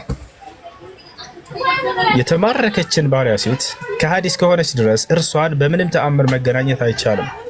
እስልምናን ከተቀበለች ነው። ገብቶሻል? እስልምናን ከተቀበለች ከዚያ በኋላ በዚያ በባሏ ሀይድ ላይ እያለች ባል ካላት ለምሳሌ በባሏ ሁኔታ ላይ ሳለች እርሷን መገናኘት ይቻላል ወይ? አይቻልም በፍጹም። ታዲያስ ከሀይዷ እስክትነጻ ድረስ መጠበቅ ግድ ነው። ነቢያችን ሰለላሁ ዐለይሂ ወሰለም ፈልተንተظር ሐይضተን አሉ። በጦር ሜዳ ላይ የተማረከችን ሴት ምን እናድርግ ሲሉ ጊዜ አንድ ሀይድ እስክታይ ጠብቁ አሉ። ወዲያው መገናኘት አይቻልም። አላህ ሱብሓነሁ ወተዓላ ቅድም ላልኳቸው ለሁሉ መስፈርቶቹ ሲናገር እንዳለ በሱረት እንትና ላይ ኒሳ ላይ ሲናገር ምን አለ?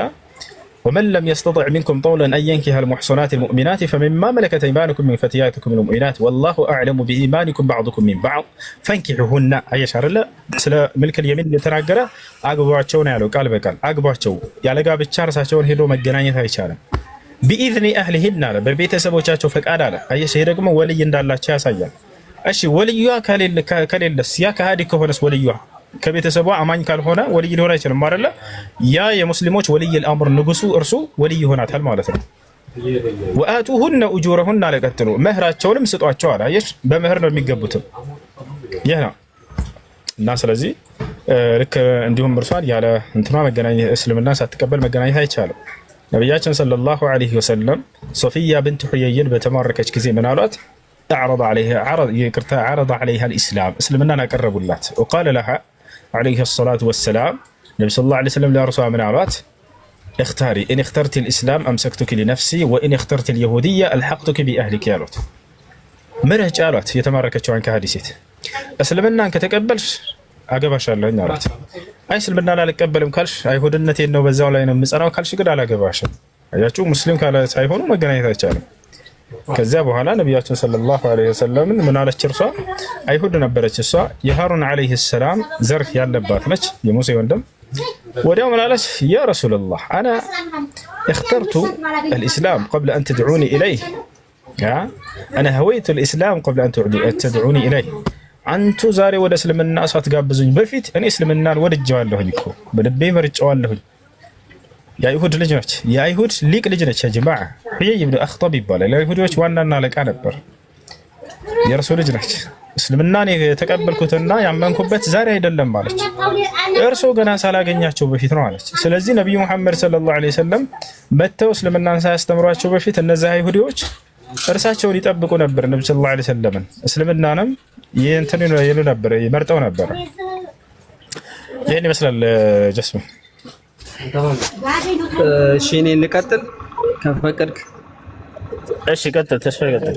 ኦኬ እኔ እንድታወራኝ የምፈልገው እስኪ ስለ ጀነት ነፍሳችን በገነት ውስጥ ምን አይነት አካል ነው የሚኖራት?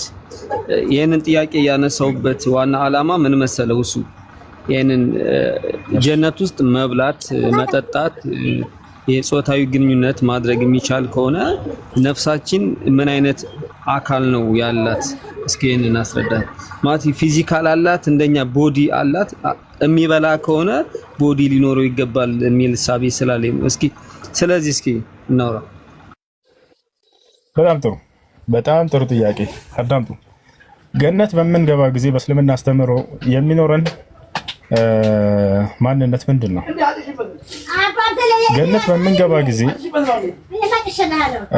አካል ይኖርናል ወይ? አዎ አካል ይኖርናል። አካልና ነፍስ የሚነጣጠሉ ነገራቶች አይደሉም። ያ ከተነጣጠለ ሞት የሚባለው ነገር እርሱ ነው። ሞት ብሎ ማለት የአካልና የመንፈስ መነጣጠል ነው። በገነት ውስጥ ደግሞ ሞት የሚባል ነገር የለም። ገብቶሃል አይደል? አምላክ አላህ ሱብሓነሁ ወተዓላ አዳምን ከአፈር ፈጠረውና ሰው አደረገው። ከዚያም በእርሱ ላይ እስትንፋስን ዘራበት፣ ነፍስን ዘራበት። ስለዚህ ነፍስና ስጋ የማይነጣጠሉ ናቸው። አዳምና ሔዋን በገነት ውስጥ ይኖሩ ነበር። በገነት ውስጥ በሚኖሩ ጊዜ ይበሉ ነበር፣ ይጠጡ ነበር። በገነት ውስጥ በሚኖሩ ጊዜ ባልና ሚስት ሆነው ነበር። ይህ እንደ ክርስትናም እንደ እስልምና የሚታወቅ ነገር ነው። ይህን የሚያስተባብል ሰው ምናልባት ክርስትናን አልተረዳም ገና ማለት ነው። በገነት ውስጥ መብላት አለ፣ መጠጣት አለ፣ ባልና ሚስት ሆኖ መኖርም አለ። አዳም ብቻውን ሊሆን አይገባውምና በገነት ውስጥ ሚስትን ልፍጠርለት አለ እግዚአብሔር። ሚስትን ፈጠረለት። ልክ እንዲሁ ከፈለጋችሁት የዛፍ ፍሬ ብሉ ጠጡ አላቸው። ከዚህ ግን እንዳትበሉ አላቸው። ስለዚህ መብላትና መጠጣትም አለ። ይህን ማስተባበል የለባችሁም ክርስቲያኖች። ይሄ መጽሐፋችሁ ላይ ያለ ነገር ነው። አንደኛ ይሄ ነው። ሁለተኛ አካላችንን በተመለከተ አካላችን በተመለከተ እዚህ ምድራዊ ላይ እንዳለችው አካል ነች ወይ ጀነት በምንገባ ጊዜ? ላ አይደለችም። አምላክ አላህ ሱብሓነሁ ወተዓላ በቁርአን ላይ ሲናገር ኢና አንሸእናሁነ ኢንሻአ እያለ ይናገራል። እኔ እንዳድስ መፍጠርንም በፈጥራችኋለሁኝ አለ። ያ የገነት ያለና አፈጣጠርና ምድራዊ አፈጣጠር በምንም ተአምር የሚገናኝ አይደለም። አንደኛ የገነት አፈጣጠራችን ከተክለ ሰውነታችን እንጀምራ። ተክለ ሰውነታችን 60 ክንድ ይሆናል። አዳም ልክ መጀመሪያ በተፈጠረበትና ገነት በገባበት ቁመት ማለት ነው።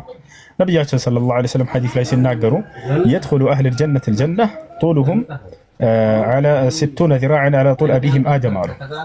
የገነት ሰዎች ወደ ገነት በሚገቡ ጊዜ ርዝመታቸው ቁመታቸው ልክ እንደ አባታቸው እንደ አዳም 60 ክንድ ሆነው ይገባሉ አሉ። 30 ሜትር። ይሄ ማንኛውም ሰው ማለት ነው።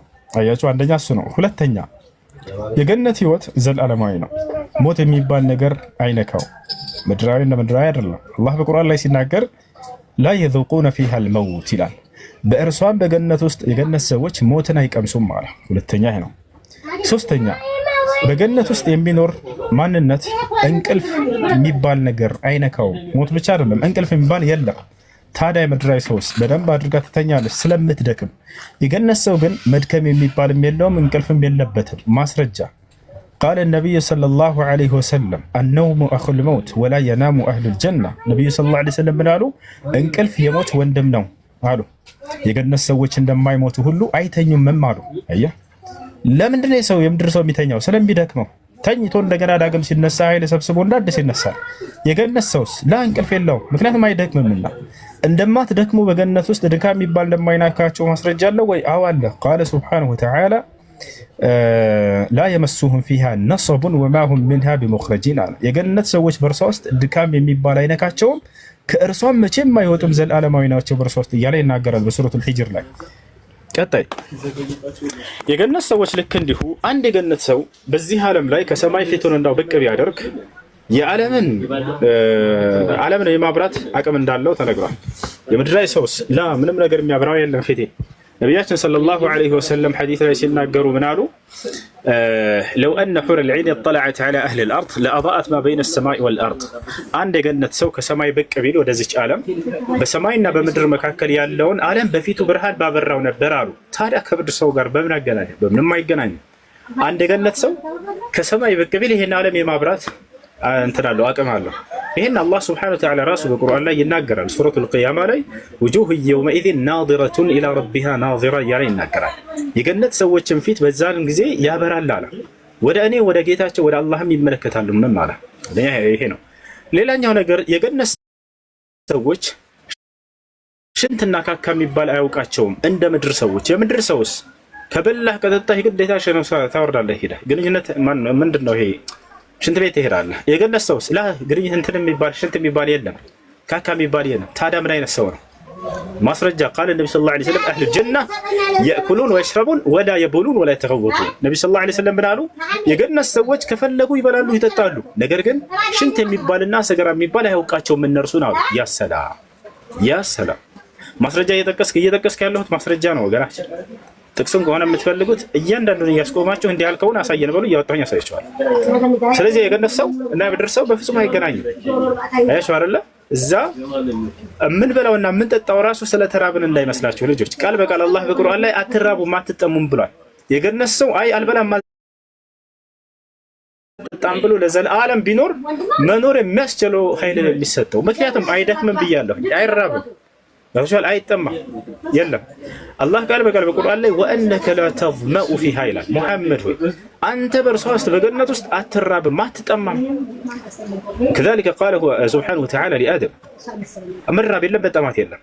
ያ ነው ሴቶች ይሄ የወር አበባ ምናምን የሚባል ነገር የለም። ሌላው ምንድነው? ይሄ ማንኛውም ቆሻሻ ነገራቶች ሁሉ እነዚህ ሁሉ የሉም። ነቢ ሰለላሁ ዐለይሂ ወሰለም ሐታ አክታ፣ ነፍጥ፣ ምራቅ እንዲህ አይነት ቆሻሻዎች በገነት ውስጥ ያለ የሚኖር ሰው አይኖረውም ብለው ስለ ገነት ሰው ገጽታ ሙሉ ማንነቱን አስረድተዋል ነቢ ሰለላሁ ዐለይሂ ወሰለም። ይህ ነው። እሺ እዚህ ጋር ሁሱ ያው እየደገምኩ አይደለም።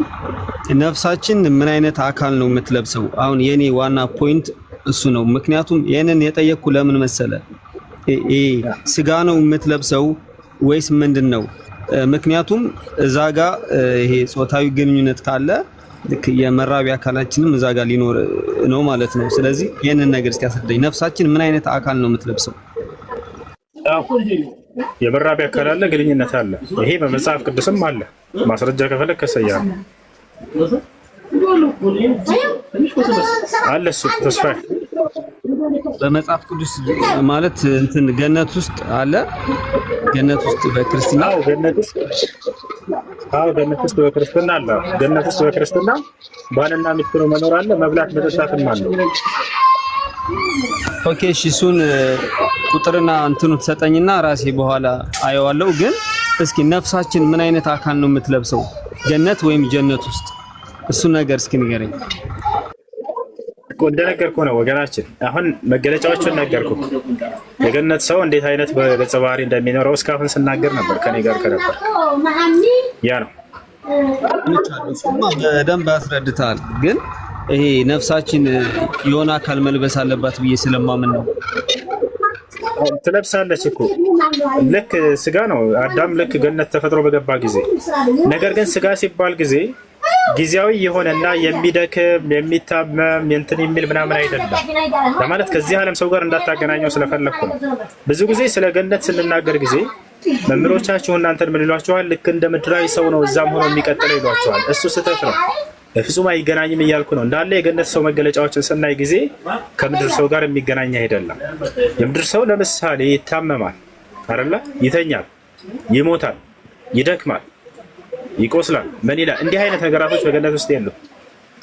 እንዲህ አይነት ነገራቶች በገነት ውስጥ የለም። ዘላለማዊ ማንነት ነው። ፊቱ ራሱ ነብዩ ሰለላሁ ዐለይሂ ወሰለም ሲገልጹት አንድ የገነት ሰው ከሰማይ ብቅ ቢል ይችን ዓለም የማብራት ኃይል አለው ብለው ተናገሩ። አንዱ የገነት ሰው ማለት ነው። ከምድራዊ ሰው ጋር የሚገናኝ አይደለም። ገጽታችንም ሆነ ጸጋው የሚነገራቸው ሁሉ ከምድር ጋር የሚገናኝ እንዳልሆነ ማስረጃ ቃለ ነብዩ ሰለላሁ ዐለይሂ ወሰለም ቃለ አላሁ ተዓላ يعني في الحديث القدسي أعددت لعبادي الصالحين في الجنة ما لا عين رأت ولا أذن سمعت ولا خطر على قلب بشر الله من على حديث القدسي ላይ ሲናገር ለመልካም ባሪያዎቼ ለጻድቅ ባሪያዎቼ በገነት ውስጥ ጸጋን አዘጋጅቼላቸዋለሁኝ አይን አይታው የማታውቀው ጆሮ ሰምታው የማታውቀው በሰው ልጅ ልብ ላይ እንዳውል ብሎ የማያውቅ ጸጋ አለ። ስለዚህ በምድር ላይ ያየኸው የሰማኸውና ባይምሮህ ላይ ውል ያለ በፍጹም ከዛ ተቃራኒ ነው በገነት ያለው ማለት ነው። እንደው አስበው ራስ አታውቅም ያለው። ስለዚህ ከምድራዊ ጸጋ ጋር እንደማይገናኝ የተገለጸበት ሐዲስ ነው። እሺ ያው ልቀበልህ ግን እንትኑን ምናልባት ሌላ ቀን ነው ታስረዳኛለህ። አሁን በቃ በዓል ስለሆነ እንትን አልጨቃጨቃችሁ። በዓል ስለሆነ መልካም ውሎ ይሁንላችሁ። ሰላም አለይኩም። ወአለይኩም ሰላም ወራህመቱላሂ ወበረካቱሁ። አህለን እንኳን አደረሰህ።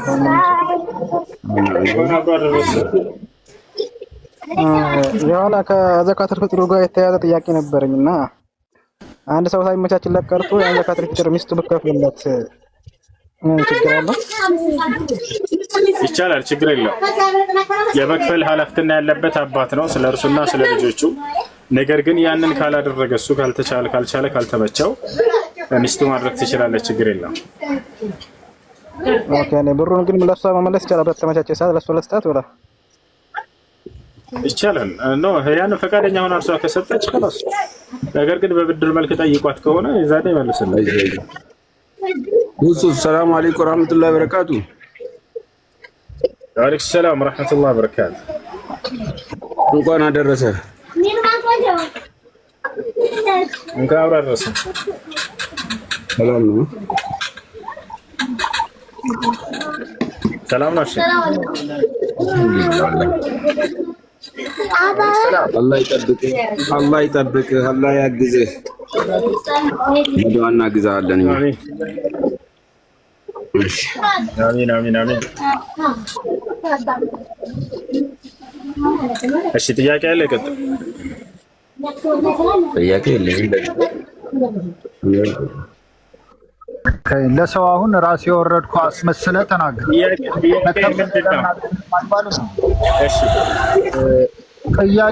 ጥያቄ ያለው መቀጠል ይችላል። እሺ ተስፊ ምንድን ነው ጥያቄ አለ?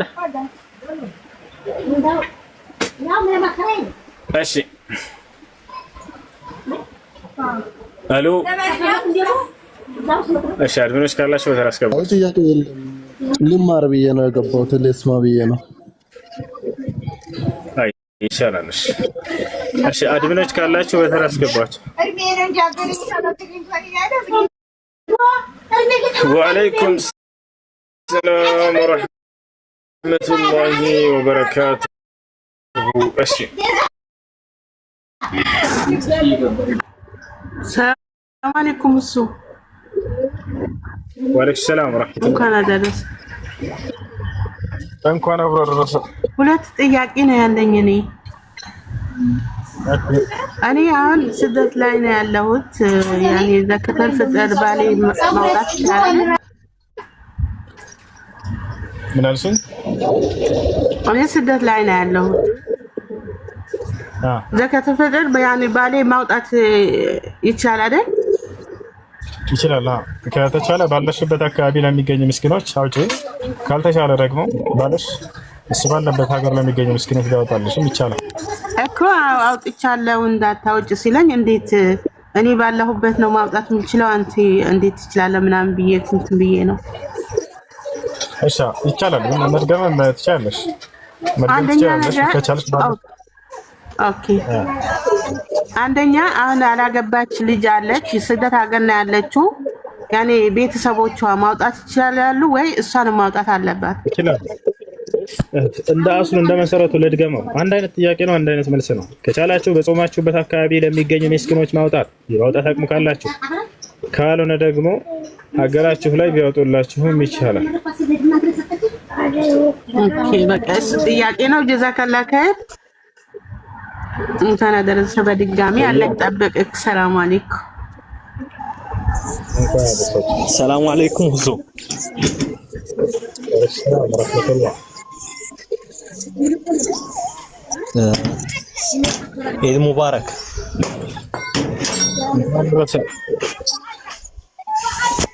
እንኳን አብሮ አደረሰ። ጥያቄ ነበረኝ። እሺ አንድ ወጣት ያላገባ እርድ ወይም ሐላል ማድረግ ይችላል? ይችላል።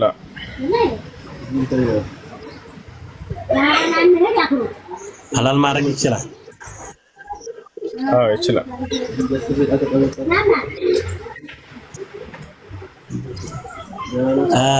ሴት አሁን ሴት ወንድ ከሌለ ነው ወይስ ወንድ እያለ ማራት ትችላለች? ትችላለች። በነቢያችን ሰለላሁ ዐለይሂ ወሰለም ጊዜ ሴቶች ያርዱ ነበር። ይቻላል።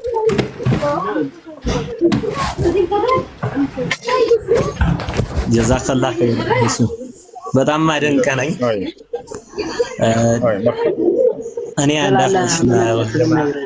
ሱና ተከታይ መሆን ፈልጋለሁ፣ ግን ያለውበት አካባቢ የአህባሽ ቦታ ነው። ትምህርት ተከታተል አብሽር እና አብሮ መስገድ ምናምን ይቻላል? እሺ የሱና መስጊድ ካለ እዛ ቦታ ሄደህ ስገድ። ከአህባሾች ጋር ተከትሎ መስገድ አይቻልም። የለም ከአካባቢያችን የለም። አንድ መስጊድ ነው እሱ። አይ በቃ ብቻ ስገድ።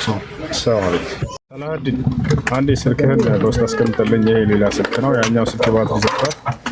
ኮምቦልቻ ደርሻለሁኝ። እስኪ እዚህ ከሆንክ ማለት ነው አስቀምጥልኝ።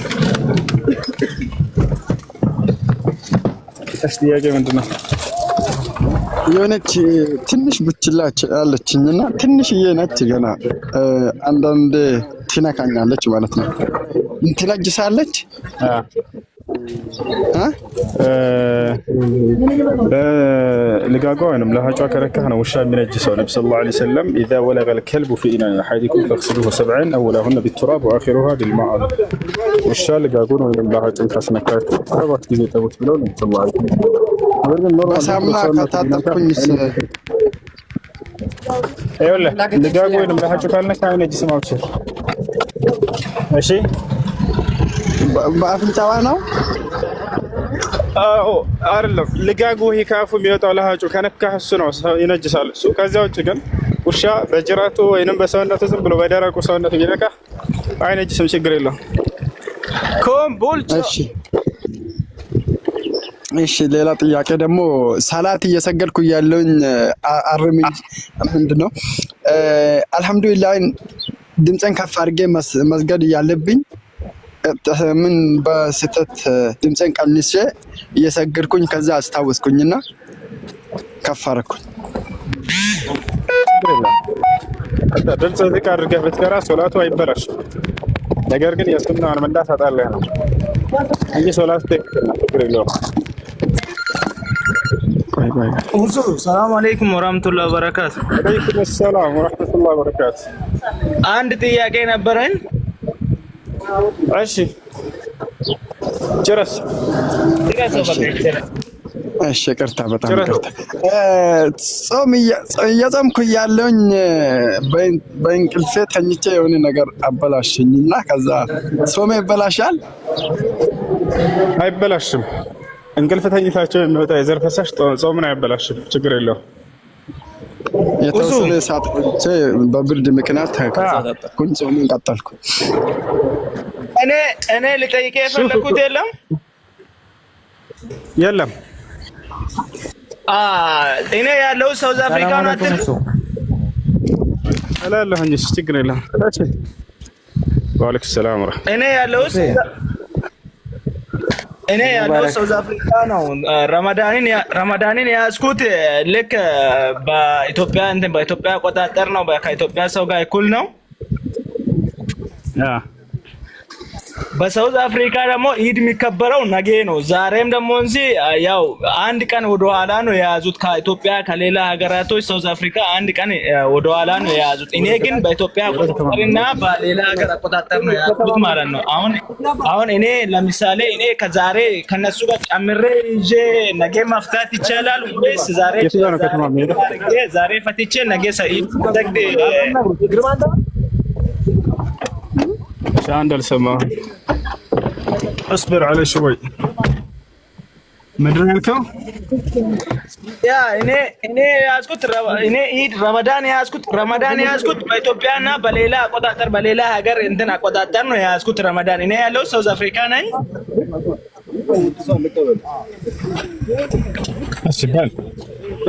ከዛ ሳውዝ አፍሪካ ከሌላ ሀገራቶች አንድ ቀን ወደ ኋላ ነው የያዙት። አንድ ቀን ወደ ኋላ ነው የያዙት ማለት ነው። እኔ አሁን እነሱ ደግሞ አንድ ቀን ወደ ኋላ የያዙት የሚፈቱት ነገ ነው። ረመዳን የሚፈቱት ነገ ነው። ዛሬም ጾሞ ውሎ ነገ ነው የሚፈቱት ማለት ነው። እኔ ዛሬ ጨምሬ ይዤ ነገ ከነሱ ጋር ቢፈታ ችግር ይኖረዋል ወይስ ዛሬ ፈትቼ ከነሱ ጋር ኢድ ብሰገር? በዛው እነሱ ባለህበት ሀገር ነው የምትጾመው። እሺ ወንድም፣ በዛች ሀገር ያሉ ሙስሊሞች ነብያችን ሰለላሁ ዐለይሂ ወሰለም እንዴት ጾምን መያዝና መፍታት እንዳለበት ሲናገሩ ሐዲስ ላይ ምን አሉ? قال النبي صلى الله عليه وسلم صوموا لرؤيته وافطروا لرؤيته የረመዳን ወር መግባቱን የሚያረጋግጥ ጨረቃ ስታዩ ጊዜ በጾም ጀምሩ።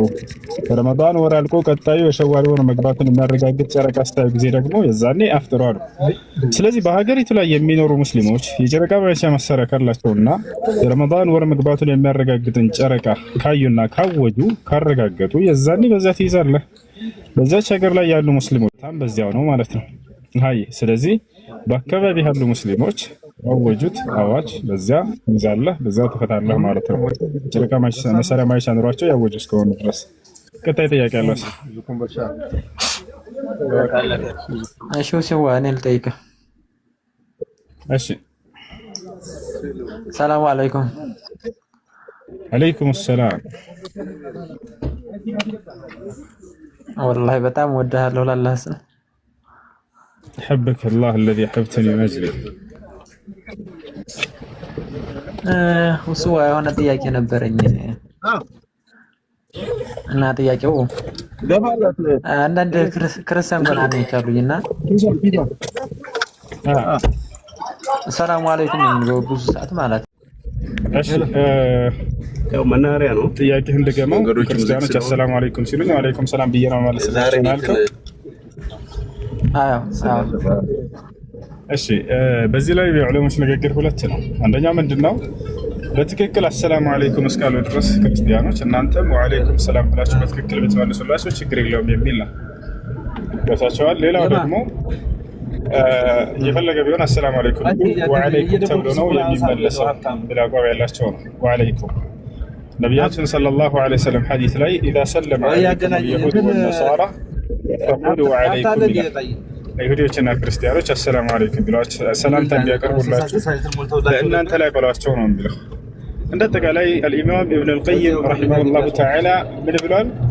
በትክክል አሰላሙ አለይኩም ካሉ ወአለይኩም ሰላም ብሎ መመለስ ይቻላል፣ ችግር የለውም ብሏል። ነቢያችን ሰለላሁ ዐለይሂ ወሰለም ወአለይኩም ብላችሁ መልሱ ብለው የተናገሩት በዚያን ጊዜ የነበሩ ይሁዲዎችና ክርስቲያኖች በነቢያችን ሰለላሁ ዐለይሂ ወሰለም ላይ ክፉን በማሰብ አሰላሙ አለይኩም ይሉ ስለነበር ነው ብሏል። ከዕለታት አንድ ቀን አንድ አይሁድ መጣና ወደ ነብዩ ሰለላሁ ዐለይሂ ወሰለም ቤት አሰላሙ አለይከ ያ ሙሐመድ አላቸው። አሰላሙ አለይከ ማለት ሞትና ጥፋት በአንተ ላይ ይሁን ሙሐመድ እያላቸው ነው። እርሳቸው ገብቷቸው ነበር። ወአለይኩም አሉት ነብዩ ሰለላሁ ዐለይሂ ወሰለም። አያ ስለዚህ በአንተም ላይ ተብሎ መልሶ የተባለው ከዚህ አንጻር ነው እንጂ በትክክል ሰላምታን እስካቀረቡ ድረስ ወአለይኩም ሰላም ብላችሁ ብትመልሱላቸው ችግር የለውም ብሎ አልኢማም ኢብኑ አልቀይም ረሂመሁላህ ተዓላ ተናግሯል። አይ እሺ በድጋሚ ሌላም ሊጨምር ይቻላል። እሺ ያው በጀማዓ እየሰገርን እያለ ኢማሙ ቶል ካላ ሰላም መታ ተህያቱን መድገም እንችላለን። እኔ ቀድሜ ከጨረስኩ ተህያቱን መድገም አትችልም። ያስደገምበት ምክንያት የለም። አንተ በዚያ ላይ ኢማሙ ካልጨረሰው ተህያቱን ቀርቶ በዚያው ከቆየበት ዱዓ ማድረግ ትችላለህ። ተህያቱን እንደጨረሳችሁ መጨረሻ ላይ ክፍት ጊዜ እረፍት ማነው ክፍት ጊዜ ካለ በዚያ ላይ ዱዓ ማድረግ ትችላለህ። ከቻልክ በአረበኛ ካልቻልክ በምታውቀው ቋንቋ ትችላለህ። አይ አመሰግናለሁ፣ እወድሃለሁ። እሺ ልሳን አረብ ማነው አለም አለ። እንዴት ነህ? ደህና ነህ? እሱ ደህና ነው ወይ? አለን። እንኳን አደረሰህ፣ እንኳን ለጾም መፍቻ አደረሰህ። እናመሰግናለን።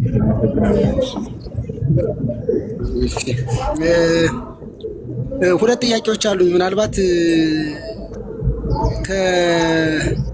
ከምጠይቅህ ከነቢዩ መሐመድ ጋር በተገናኘና ከጾም ጋር በተያያዘ ሁለት ጥያቄዎችን ጠይቃለሁ። ስላገኘሁ ፍቃድ ስለሰጠኝም አመሰግናለሁ። በመቀጠል ከቁርአን ላይ ምናልባት ነቢዩ መሐመድ እስከ 40 ዓመት ባሉ እድሜዎች ውስጥ ቁርአን ላይ ምን ይሰራ ነበረ? ወይም ቁርአን ከመውረዱ በፊት ታሪኩን የሚያትተው የእሱን ሀተታ የሚያትተው ከ40 ዓመት ወደዚህ ያለው እስከ 40 ዓመት ነቢዩ መሐመድ የሰራውን እስኪ አንድ ሁለት ነገሮችን ትነግረኛለህ? አንድ ሁለተኛ ጾም ጾመህ ከፈጣሪህ ጋራ መገናኘት ሲቀጥል ሰውነትህን ገርተህ ፈጣሪህን ማግኘት መሆኑ እንዳለ ሆኖ ጾም በእስልምና ምንድን ነው? እሺ ጥሩ ጥያቄ። የመጀመሪያ ጥያቄ ምንድነው? ነብዩ መሐመድ ሰለላሁ ዐለይሂ ወሰለም ያው ነብይነትን ማዕረግ የተቀበሉት በ40 ዓመታቸው እንደሆነ ይታወቃል። ከዚያ በፊት ያለውን ጊዜያቸውን በምን ነበር ሲያሳልፉ የነበረው የሚል ነው። ጥሩ ጥያቄ ነው። ነቢያችን ሰለላሁ ዐለይሂ ወሰለም እውነት ነው ነቢይ የተደረጉት በ40 ዓመታቸው ነው። ከማ ቃለ ዐብዱላህ ብኑ ዐባስ ረዲየላሁ ዐንሁ ኑቢአ ነቢዩ ሰለላሁ ዐለይሂ ወሰለም ፊ 40 ሰነተን ወተወፊየ ወሁወ ወዑምሩሁ ካነ ዐለይሂ ሰላቱ ወሰላም 63 የአላህ መልእክተኛ ነቢ ሰለላሁ ዐለይሂ ወሰለም ነቢይነትን ማዕረግ የተሰጡት በ40 ዓመታቸው ሲሆን ከዚህ ዓለም የተሰናበቱት የሄዱት ደግሞ በ63 ዓመታቸው ነው ብሏል። ታዲያ ከ40 ዓመት በፊት የነበረው በምን ላይ ነበር? ነቢያችን ሰለላሁ ዐለይሂ ወሰለም ነቢይ ከመሆናቸው በፊት ጀምሮ አላህን የሚገዙ አማኝ ነበሩ። ቃል በቃል ሐዲስ ላይ ቡኻሪ ላይ ሄዳችሁ ስትከፍቱ ጊዜ في حديث بداية الوحي الذي ذكرته أم المؤمنين عائشة رضي الله عنها. سوري ቆይ እንትን አልኩህ ዲስል እንትን አለ እንዳልልህ ቁጥር እንትኖችን የመጽሐፍ እንትኖች የቁርአን ቁጥሮችን ንገረኝና ማወቅም ስለምፈልግ ነው። እንትኖችን ንገረኝና አብሽር። እሺ አንዴ ልጨርስና ከዚያ ማስረጃዎችን እነግርሃለሁ። እሺ እናታችን ማን ነው? ቡኻሪ ላይ እናገኘዋለን። ነቢያችን ሰለላሁ ዐለይሂ ወሰለም ነቢይ ከመሆናቸው በፊት ጀምሮ የመጀመሪያው ምን ነበር? አላህን በመገዛት ላይ ያሳልፉ ነበረ። ካነ የተሐነሱ ፊ ጋሪ ሒራ ይላል። ቁጥሩን እሰጥሃለሁ። ነቢዩ ሙሐመድ ሰለላሁ ዐለይሂ ወሰለም በሒራ ዋሻ ውስጥ እየሄዱ አላህን ይገዙ ነበር። ከዚያም በዛው በዋሻ ውስጥ ሳሉ የእውነት መልአኩ ገብርኤል ወደ እርሳቸው መጥቶ ሙሐመድ ሆይ አንተ በእውነት የአላህ መልእክተኛ ተደርገህ ተመርጠሃል ብሎ አብሳሪው መልአክ ራሱ አበሰራቸው። ያንን የነብይነት ማዕረግና በስርዓት ከመቀበላቸው በፊት ነቢዩ ሰለላሁ ዐለይሂ ወሰለም ምን እንደሚያደርጉ እዛ ተገልጿል። አላህን ይገዙ እንደነበር፣ አንዱን አምላክ የአብርሃም የኢስሐቅ የያዕቆብን አምላክ ሲያመልኩ እንደነበር ተገልጿል እዚህ ሐዲስ ላይ ማለት ነው። ቁጥሩን እሰጣለሁ። አንደኛ እሱ ነው። ሁለተኛ መንገድ ስለተዘጋ ለኔ በዚህ ቀርቦ እዚህ ጫፍ ላይም አለ ግን መናሪያ ገብጥላችሁ ይሻላል። ነቢዩ መሐመድ ሰለላሁ ዐለይሂ ወሰለም ሌላው ገና ህፃን ልጅ ሳሉ አማራጭ መንገድ በላይ ገና ህፃን ልጅ ሳሉ ጀምሮ የአምላክ እንክብካቤ አብሯቸው ነበረ። አምላካችን አላህ ሱብሓነሁ ወተዓላ መልአኩ ገብርኤልን ልኮ ነቢዩ ሰለላሁ ዐለይሂ ወሰለምን ገና ህፃን ሳሉ ማለት ነው ይህ ልባቸውን ቀደደና ጅብሪል ከውስጣቸው ቀልባቸውን አወጣና ከዚያም በኋላ ከገነት ይዞት በመጣው የወርቅ ጥስት ከሰማይ ይዞት በመጣው ጥስት በዚያ ላይ የዘምዘም ውሃ ማለት በመካ ምድር ላይ የሚገኘው መልአኩ ገብርኤል በአምላክ በአላህ ስብሐነ ወተዓላ ትእዛዝ መሰረት ለአብርሃም ሚስት ለአጋርና ለልጁ ለኢስማኤል ያወጣላቸው የሆነ የተባረከ ውሃ ነው። በዚያ በውሃ ቀልባቸውን ነቢ ሰለላሁ ዐለይሂ ወሰለም ካጠራ በኋላ ምን አለ? ሀዛ ሐዙ ሸይጣን ሚንከ ያ ሙሐመድ አለ። ሙሐመድ ሆይ ሰይጣን በአዳም ልጆች ላይ ሊኖረው የሚችለው ድርሻ ይሄው በአንተ ላይ የነበረው ይሄ ነው፣ እነሆ ከወዲሁ ተነስቷል ብሎ ከልባቸው መንጭቆ ጣለው።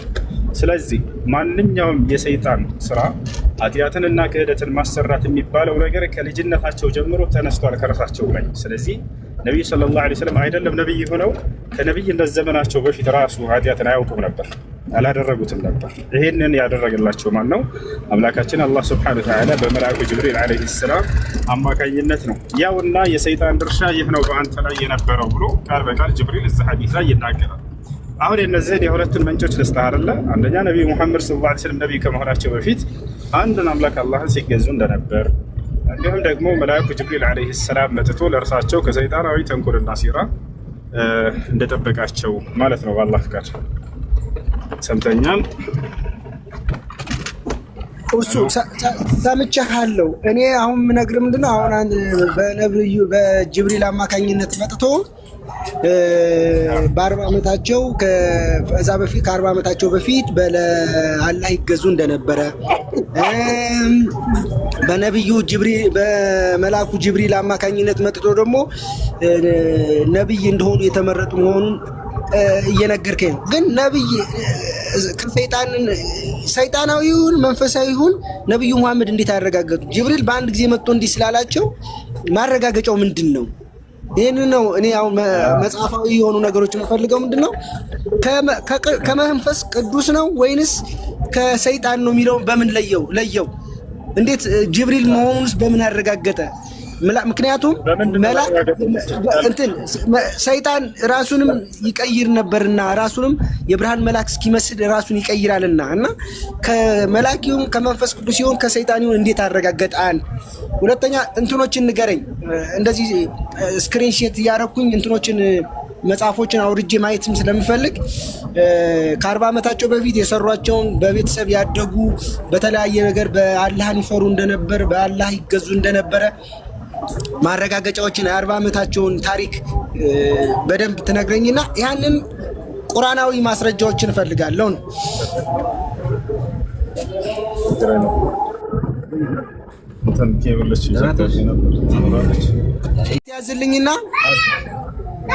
ሰዓት ያዝልኝና ሲመቻ አንተም ጾም ላይ ነህ። እስካሁን እርግጠኛ ነኝ ብታፈጥርም ወደ ቤተሰብ እየመጣ ይመስለኛል። ገብቼ በውስጥም ኃይልሃለሁ እናወራለን። አይ በቃ ሐሳብህን ለመለሰልህና በኋላ እያንዳንዱን ለተናገርኩት ማስረጃ ሰጣለሁኝ። ያው ቻርጅ ስለዘጋብኝ ነው። አሁን የተናገርከውን ያነሳኸውን ሐሳብ ልቀጥልልህ። እሺ ነብዩ መሐመድ ሰለላሁ ዐለይሂ ወሰለም ቃል ሲመጣላቸው የነበረው በመልአኩ ገብርኤል በኩል እንደሆነ እንዲሁም ደግሞ ራሱ በመንፈስ ቅዱስ ምሪት ነው ወይ ተናግረሃል፣ ጠይቀሃል። አዎ በመንፈስ ቅዱስ ምሪት ነበር። ነቢያችን ሰለላሁ ዐለይሂ ወሰለም ሲያናግራቸው የነበረው አምላክ አላህ ሱብሓነሁ ወተዓላ ምስክሩን ሲሰጥ ምን አለ? ሰው ነው የተናገረህ እንጂ ሌላ ማንም አይደለም እያሉ ይቀጥፉባቸው ነበር። ወለቀድ ነዕለሙ አነሁም የቁሉነ ኢነማ ዩዐሊሙሁ በሸር ይላል። ሙሐመድ ሆይ ይህን ቁርአን እያስተማረህ ያለው ሰው ነው እንደሚሉ አውቃለሁኝ አለ። ነገር ግን አምላክ አላህ ከምን እንደሆነ ተናገረ? ከመንፈስ ቅዱስ እንደሆነ ተናገረ። ቃለ ሱብሓነሁ ወተዓላ ቁል ነዘለሁ ሩሑል ቁዱስ ሚን ረቢከ ቢልሐቅ ይላል። ሙሐመድ ሆይ ይህን ቁርአን ከጌታችሁ ዘንድ እያወረደላቸው ያለው መንፈስ ቅዱስ ነው በላቸው ይላል። ቃል በቃል ሱረቱ ነሕል ላይ በመንፈስ ቅዱስ ምሪት እንደመጣ ቁርአን ይናገራል። ያንን ያመጣው መልአኩ ገብርኤል ነው። ነብዩ ሰለላሁ ዐለይሂ ወሰለምን የነብይነትን ብስራት የሰጣቸው። ይህንንም ራሱ መልአኩ ገብርኤል ቃል በቃል ያ ሙሐመድ አነ ጅብሪል ይላል። ሙሐመድ ሆይ እኔ ገብርኤል ነኝ፣ ወአንተ ረሱሉላህ አንተ ደግሞ የአምላክ የአላህ መልእክተኛ ነህ እያለ ምስክሩን ይሰጣል። አምላክ አላህም ይሄን ምስክር አጸና ከማን እንደሆነ። ቁል ነዘለሁ ሩሑል ቁዱስ ምን ይላል በሱረቱል በቀራ ላይ ቁል መን ካነ ዐዱወን ሊጅብሪል ፈኢነሁ ነዘለሁ ዐላ ቀልቢከ ቢኢዝኒላህ ሙሰዲቀን ሊማ በይነ የደይሂ ወሁደን ወቡሽራ ሊልሙእሚኒን ይላል። ሙሐመድ ሆይ ይህን ቁርአን መልአኩ ገብርኤል ያወረደው ብላቸው ይላል። ይህ ታላቁ መልአክ የምንወደው የምናከብረው ታላቁ መልአክ አምላካችን አላህ ሱብሓነሁ ወተዓላ እርሱ ነው ማለት ነው። ይህን ይመስላል። እሺ በኋላ እና ያለውን ነገር እንትን ትለኛለህ፣ ማስረጃዎችን ትጠይቀኛለህ። አይ እኔ በማስረጃም ትሞግተኝም ሞግትም ነገር ስለሚኖር እናወራለን። አመሰግናለሁ። ግን ለማንኛውም አይ ፎሎ አድርጌያለሁ። በኋላ ብትባ እሺ ጥያቄ አለ ይቀጥል። قل نزله روح القدس من ربك بالحق ليثبت الذين آمنوا وهدى وبشرى للمسلمين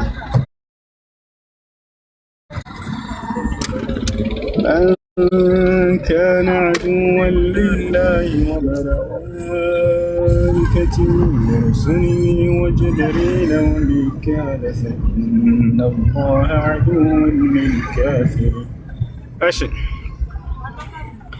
እሺ ገብርኤል ለማለቱ ማረጋገጫው ምንድነው? አንደኛ የአምላክ ማረጋገጫ፣ ሁለተኛ ራሱ ገብርኤል እኔ ገብርኤል ነኝ ብሎ ራሱን ማረጋገጫ፣ ሶስተኛ ነብዩ ሰለላሁ ዐለይሂ ወሰለም هذا جبريل أتاكم يعلمكم أمر دينكم ይሏቸው ነበር። ያውና ይሄ መልአኩ ገብርኤል ነው እያለ ይናገሩ ነበር። አራተኛ የሷሐቦች ምስክር፣ የነዚህ ሁሉ ምስክር አለበት። ገብቷል አይደል? አንደኛ አምላክ ራሱ መሰከረ፣ ሁለተኛ ራሱ መልአኩ ገብርኤል እኔ ገብርኤል ነኝ ላንተ መገለጥልህ ብሎ ቃል በቃል ተናግሯል። እንዲሁም ራሳቸው ያውና ገብርኤል እያሉ ያሳያቸው ይነግሯቸው ነበር። ልክ እንዲሁ የሌላ የሰዎች ምስክር ሁሉ ነብዩ ሰለላሁ ዐለይሂ ወሰለም ቃል በቃል የእንትን ያላቸው ሰሃቦቻቸው አይተውታል። ገብርኤልና ሚካኤል ነበር ይመሰክራሉ። ሰላም አለይኩም። ወአለይኩም ሰላም ወራህመቱላህ። እሱ ልጠይቅህ ነበር የሆነ ነገር የክርስቲያን እንትን ይበላል እንደ ለቤተ ክርስቲያን ምናምን ተብሎ የተደረገ ነገር ማለት ነው። ለምን አልከኝ? ድጋማ አሁን ባላችሁ ምናምን ሲመጣ ወይ ለአቦ ሊሆን ይችላል ባል የዓመት ባል ሲሆን ለዛ ባል ደግሰው እና መብላት ትችላለህ? ይቻላል? እሺ ክርስቲያኖች በዓመቱ ሙሉ ከነሱ ውስጥ ደርሰናል። እንግዲህ እንሄድናል። ይሄ ተዛደስኪ ሰሉ ብዬ ነበር። በቃ እኮ አዲ ያላውቀው እዚህ ደስ ነበር የሚሄደው እኮ አይደለ? እና አራ ደርሰናል። ከዚህ በቃ ቻት መጣም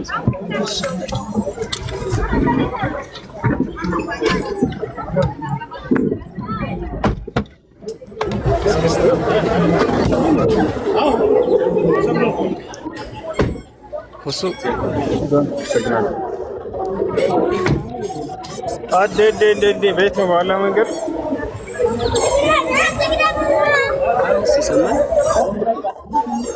አንዴ በጣም ብዙ ቦታ ነው ያለው። ኮምቦልቻ በእናትህ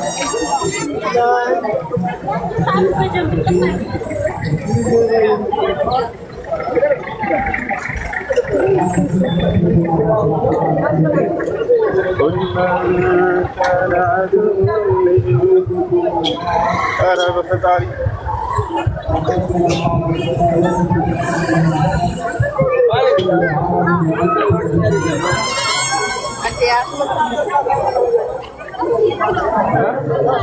መናኸሪያ ቤት ነበር። መናኸሪያ ቤት ነው። በዚህ ነው ታች ጠፋኝ ወላሂ ለዚህ አንድ ያሰብሩ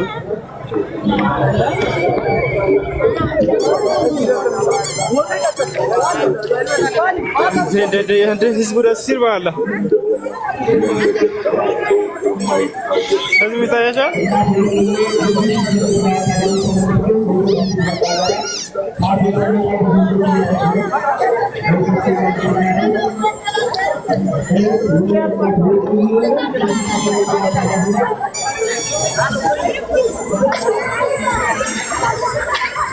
እንደ ኮምቦልቻ እንዴት ነው የሚያምረው!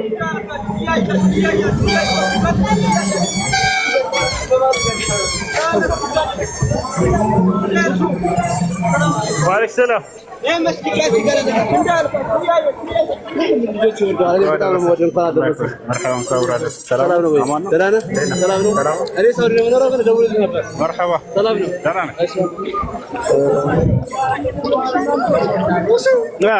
እንዴት ነው?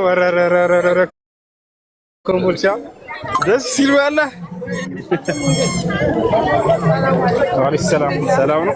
ወአለይኩም ሰላም። እንዴ እኔ ክርስቲያን ነኝ ያለ አላህ ይምራው ወገናችን።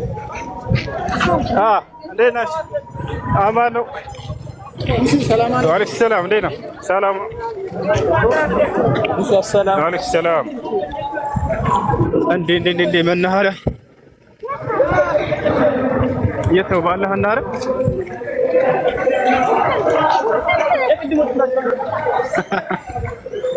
እዚህ ጭፈራ ላይ ናቸው።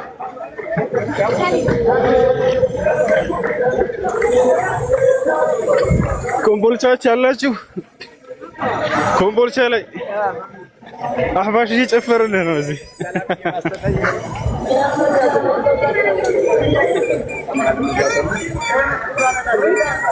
ያ ሰላም ብዬ ልጮህ ነበር ሰው ረብሻለሁ ብዬ ተውኩት። ኧረ ይሄ ወላሂ መጫወቻ ልግዛ።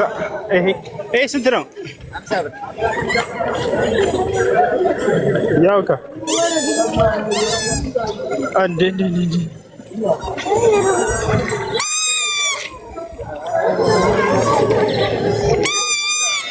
ያ ሰላም ደስ ይልባል።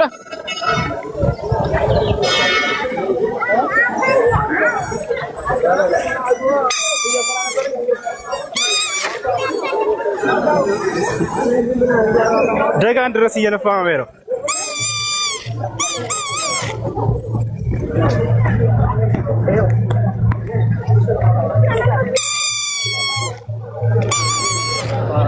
እንዴ ራሰልፈኛል።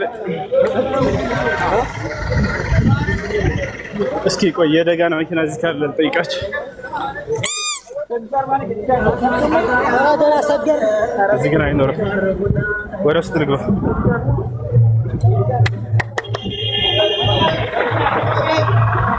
ደጋ የት ነው? ደጋ ነው። ደጋ ነው ውስጥ ላይ ነው። ጌታ ሰው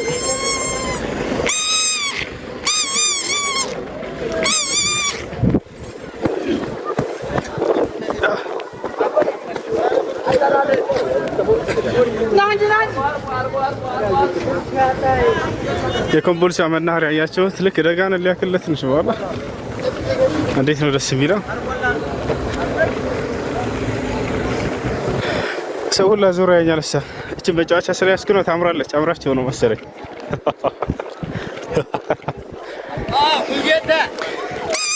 ደጋን ብዬ ጩስከን ደጋን የት ነው? ደጋን ይሄ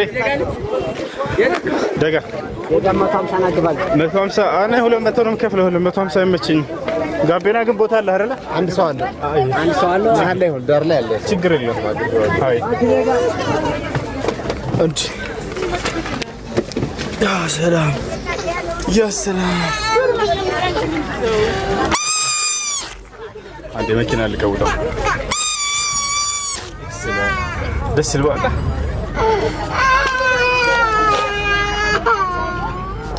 ኦኬ ወይዘሽ እንካ ወይዘህ አታልቅስ። አብሽር እኔ የሚያለቅስ አስወርዳለሁ። አብሽር መጫወቻ ሰጠህ። አለቀሰው ተወርዳለህ።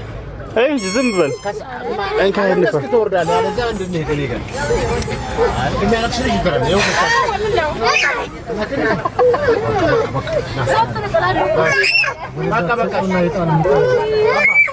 አታልቅስ እንጂ አታልቅስ። ኧረ ጥሩ አይደለም። አታልቅስ። ተናድጄ በዓሉ እንዳልሰጠህ አታልቅስ። ተናድጄ በዓሉ እንዳልሰጠህ እዚህ ቻርጅ እንዴት ነው የማደርገው? በኋላ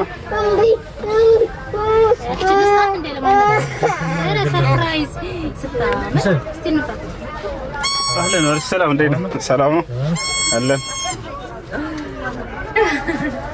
ሪልክ አይኑ ቀላየው ሰርፕራይዝ ሰርፕራይዝ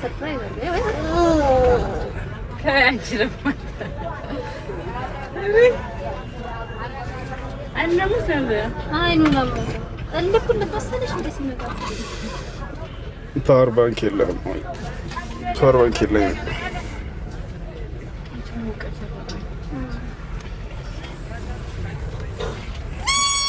ጥያቄውን መልስለት እንጂ የትኛውን ጥያቄ?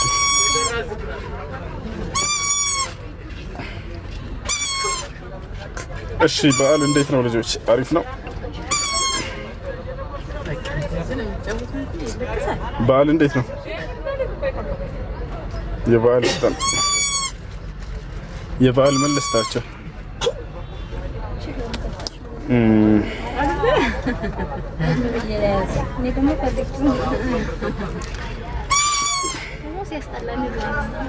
እሺ ጅላሉ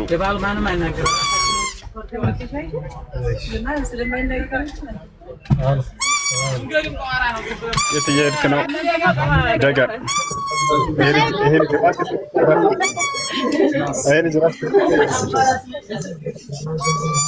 ጅላሉ ሰላም አለይኩም። ወአለይኩም ሰላም።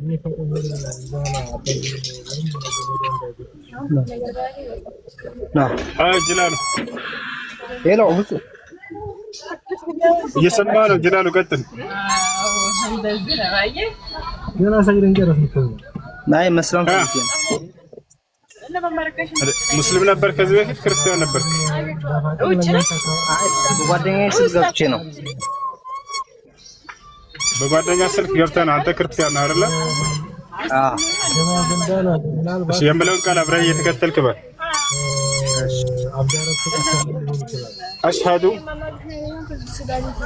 أشهد ألا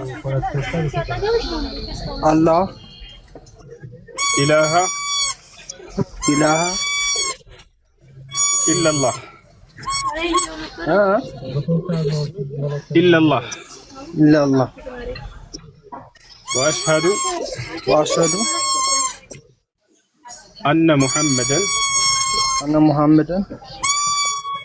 رسول الله ማሻአላህ። ከዚህ በኋላ ሙስሊም ሆነሃል። አሁን ያልከው ቃል የሸሃዳ ቃል ወይንም የምስክር ቃል ይባላል። አንድ ሰው ወደ እስልምና ሃይማኖት ሲገባ ጊዜ የሚሰጠው የምስክር ቃል ነው። ትርጉሙ ከአላህ ሌላ አምላክ የለም ብዬ መሰክራለሁኝ፣ ሙሐመድ ደግሞ የአላህ መልእክተኛና ነብይ ናቸው ብዬ መሰክራለሁ ማለት ነው። ስለ ሶላት አሰጋገድ ጓደኛ ያስተምርሃል። ሶላት መስገድን ትጀምራለህ ማለት ነው። ልክ እንዲሁ እስላማዊ ትምህርቶችን በመከታተል እስላም የሚያዝህን መፈጸም የሚከለክልህ በመራቅ በእስላም ላይ ትኖራለህ ማለት ነው ወንድማችን። አይ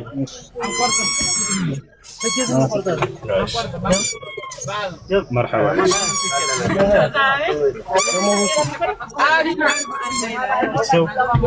راسي ستشاتر يا رب شتي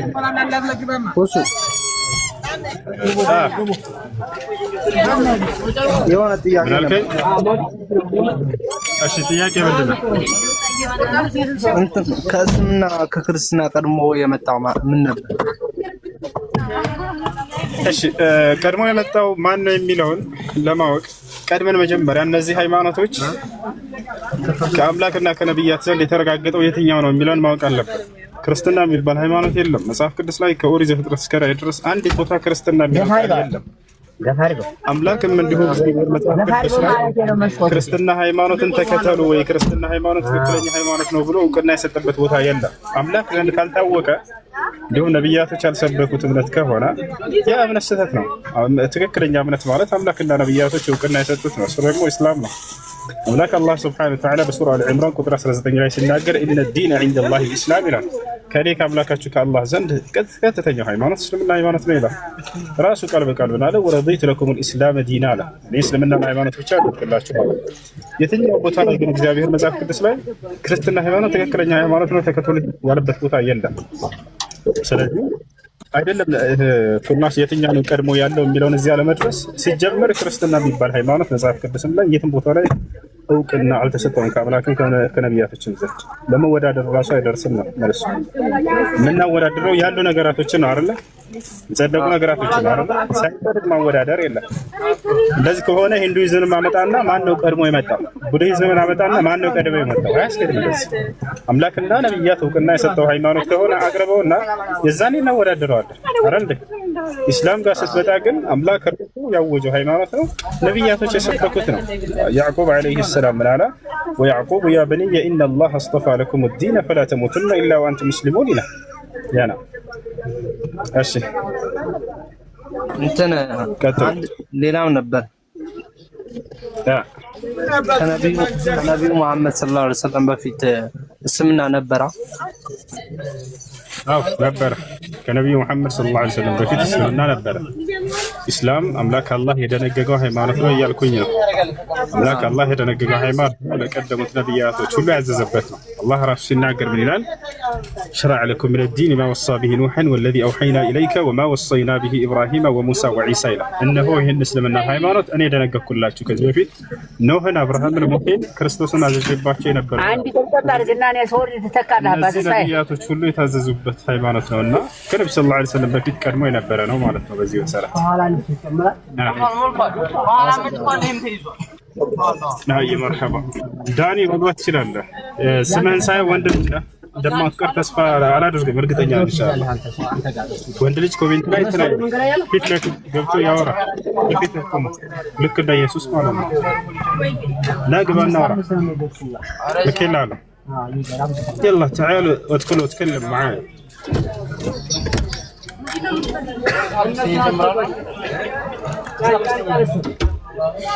يا سلام يا سلام يا سلام. ماشي يو لينجو سبوكي استاكليما سبوكيو ين ሳላ ግሩፕ እንዴት አገኘዋል? ወሬ ወዴ ያን አድሚኖች አናግሩት፣ ውስጥ ያናግሩሃል፣ ያስገባዋል ግሩፕ ኢንሻአላህ። አረ የቀጣችነቱ ከታችነቱ አምስት ነበር የሚይዘው ግን አራት ሰው ነው ያደረገው እኮ ሙሐመድ እውነተኛ ነብይ ለመሆኑ የመሰከረ ሌላ ነብይ አለ ወይ? አዎ በደንብ አለ፣ በደንብ አለ። ለምሳሌ ማን ከተባለ ዒሳ አለይሂ ሰላም ወይስ ቃለ ዒሳ ኢብኑ መርየም ያ በኒ እስራኤል ኢኒ ረሱሉላህ ኢለይኩም ሙሰድቀን ሊማ በይነ የደይሂ ይሰማ ልጆች ምዕራፍ 62 ቁጥር 6 ላይ ምዕራፍ 2 ቁጥር 62 ቁጥር 6 ላይ ኢየሱስ ራሱ ምን ብሏል? ከኔ በኋላ ሙሐመድ ይመጣል ብሎ ተናግሯል። ከኔ በኋላ ሙሐመድ የሚባል ነብይ ይመጣላችኋል ብሎ ቃል በቃል ተናግሯል። ቃል በቃል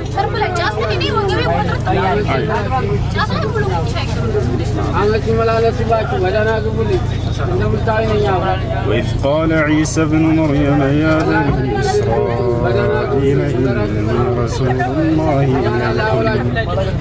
إني رسول الله إليكم مصدقا لما بين يدي من التوراة ومبشرا برسول يأتي من بعد اسمه أحمد فلما جاءهم بالبينات قالوا هذا سحر مبين. أشي جعفر مسرجة إلا سيد إشكي. السلام عليكم ورحمة الله وبركاته. وعليكم السلام ورحمة الله وبركاته. العراق سمساه لك وترتد استلاي ما شاء الله أستاذ عيد مبارك.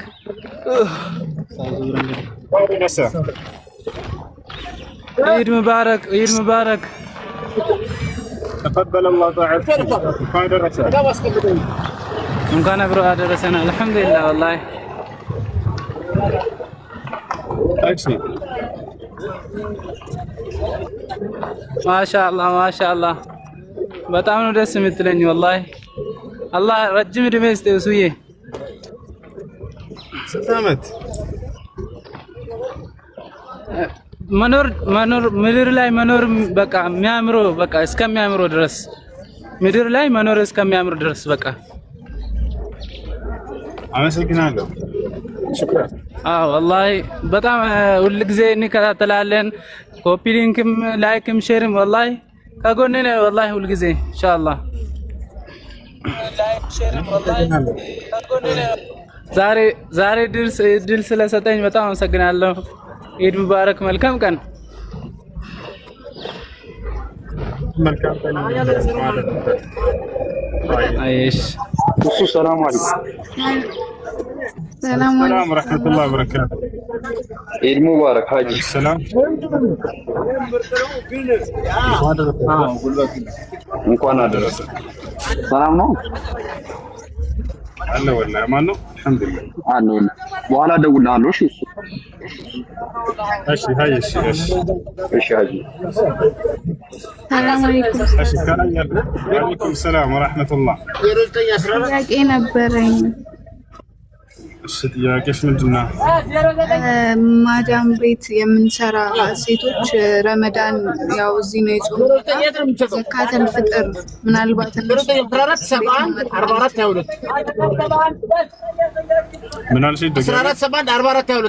ሀገር ያለን ሴቶች አረብ ሀገር ማዳም ቤት የምንሰራ ሴቶች ዘካተል ፍጥር የማዳማችን ባለቤት ወይም ማዳማችን ካልሰጠችልን እንዴት ነው ማድረግ የምንችለው? 22 እናንተ መስጠት አለባችሁ። አይ እና ሳውቃችሁ ደግሞ እኛ እንሰጥላችኋለን ካሉ የዛኔ ችግር አይኖርም።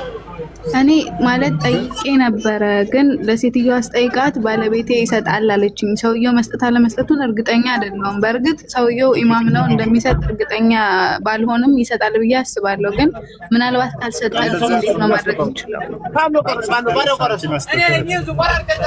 ካልሰጠልሽ አንተ ሙሐመድ እውነተኛ ነብይ መሆኑን የመሰከረ ነብይ አኺ እየነገርኩህ ነው። ደጋግሜ ቁርአን አንድ አውርድና ምዕራፍ 62 ቁጥር 6 ላይ ቃል በቃል ኢየሱስ ከእኔ በኋላ ሙሐመድ ወይንም አህመድ የሚባል ነብይ ይመጣላችኋል ብሎ ተናግሯል። ምንድነው ያልገባኝ? የሆነ የቆረጥኩት ትኬት መውጫ አንድ እንትኖች ልጆች ካላችሁ አምጡለትና እዚህ አስቀምጡ። ትኬቱን ልስጠልሽ መውጫውን ሰጥተሽ የስንት ሰው ቆረጥ? ምዕራፍ 62 ቁጥር 6 300 ብር ነው። ሰው አልሄደም። አንዳንድ ተሳፋሪ አንዳለ ራስ ብተት አሁን ግን ስላልሄደ 200 ብር ሸፈኛ መጣው 50 ቲቤ ባሉም ብዬ ማለት አለ ራስ ብተት እንደዛ ነው ያልገባኝ። ሰራር ነው ቆይቶ ለመናሪያ ጠፋ እኮ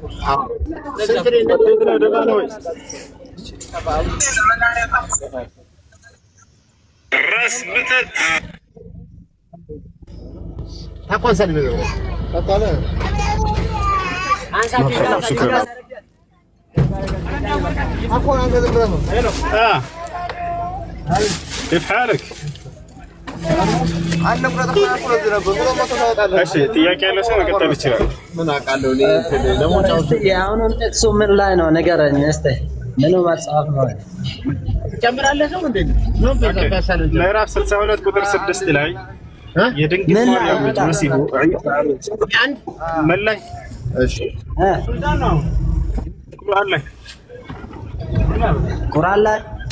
ቁርአን ላይ ሱራ የኛ ፎቶ ነው የበረገደው። ምዕራፍ 61 ቁጥር 6 ላይ ሱረት ሱፍ አንዴ ልጆች ጻፉለት ኮሜንት ላይ እስክሪንሻት ያንጣ ጻፍ ውስጥ ምዕራፍ 61 እሺ ምዕራፍ 61 ቁጥር 6 ላይ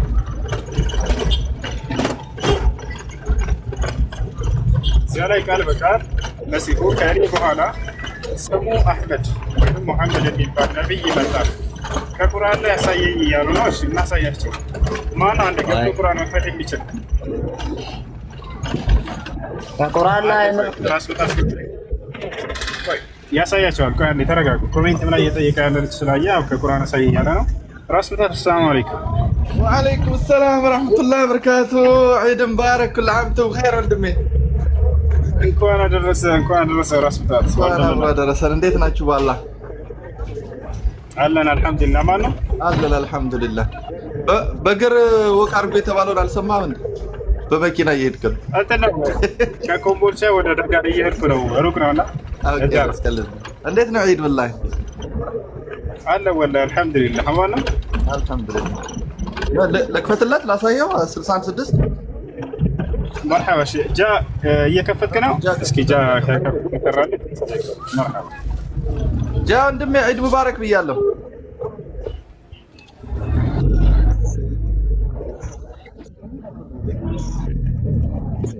እንትን አድርገው ምን ታደርጋላችሁ መሰላችሁ ልጆች? አንዴ ገስቱን አስተካክሉትና የገስቱን አቀማመጥ አንዴ እናስተካክለው ይመስለኛል። እሺ አሁን ይታያል። ያውና ይታያል። ማን ነበር ክርስቲያኖች ከታች ከቁርአን ላይ ያሳየን ያላችሁት? ያውና እዚህ ጋር ጃክ ፈተው ችግር የለውም ይታያል። ያውና የመርየም ልጅ ዒሳም ይላል። የመርየም ልጅ ዒሳም የእስራኤል ልጆች ሆይ እኔ ከተውራት ከበፊቴ ያለውን የማረጋግጥ ከእኔ በኋላ የሚመጣ ወደ መልእክተኛ ስሙ አሕመድ በሆነው የማበሰር የሆንኩኝ ወደ እናንተ የተላኩኝ የአላህ መልእክተኛ ነኝ እያለ ይናገራል። ስለዚህ የማርያም ልጅ ዒሳ ከእኔ በኋላ የሚመጣ መልእክተኛ አለ ስሙ አሕመድ የተባለ እያለ ያበስራቸው ነበር። አሕመድ ከነቢዩ ሙሐመድ ሰለላሁ ዐለይሂ ወሰለም ስሞች መካከል አንደኛው ስማቸው ነው። ነቢዩ ሙሐመድ ሰለላሁ ዐለይሂ ወሰለም 5 ስሞች አሏቸው። ሐዲስ ላይ ሲናገሩ لي 5 أسماء أنا محمد وأنا أحمد وأنا الماحي وأنا الحاشر وأنا العاقبة لأني 5 ስሞች አሉኝ እኔ ስሜ አሕመድ ነው ሙሐመድም ነው እያሉ ይናገራሉ። ማሂ ሓሽር ዓቂብ እያሉ ይናገራሉ። ስለዚህ ነቢዩ ሙሐመድ ሰለላሁ ዐለይሂ ወሰለም እንደሚመጡ ቀድሞ የማርያም ልጅ መሲሁ ከእርሳቸው በፊት አብስሯል ማለት ነው። ይሄን ይመስላል።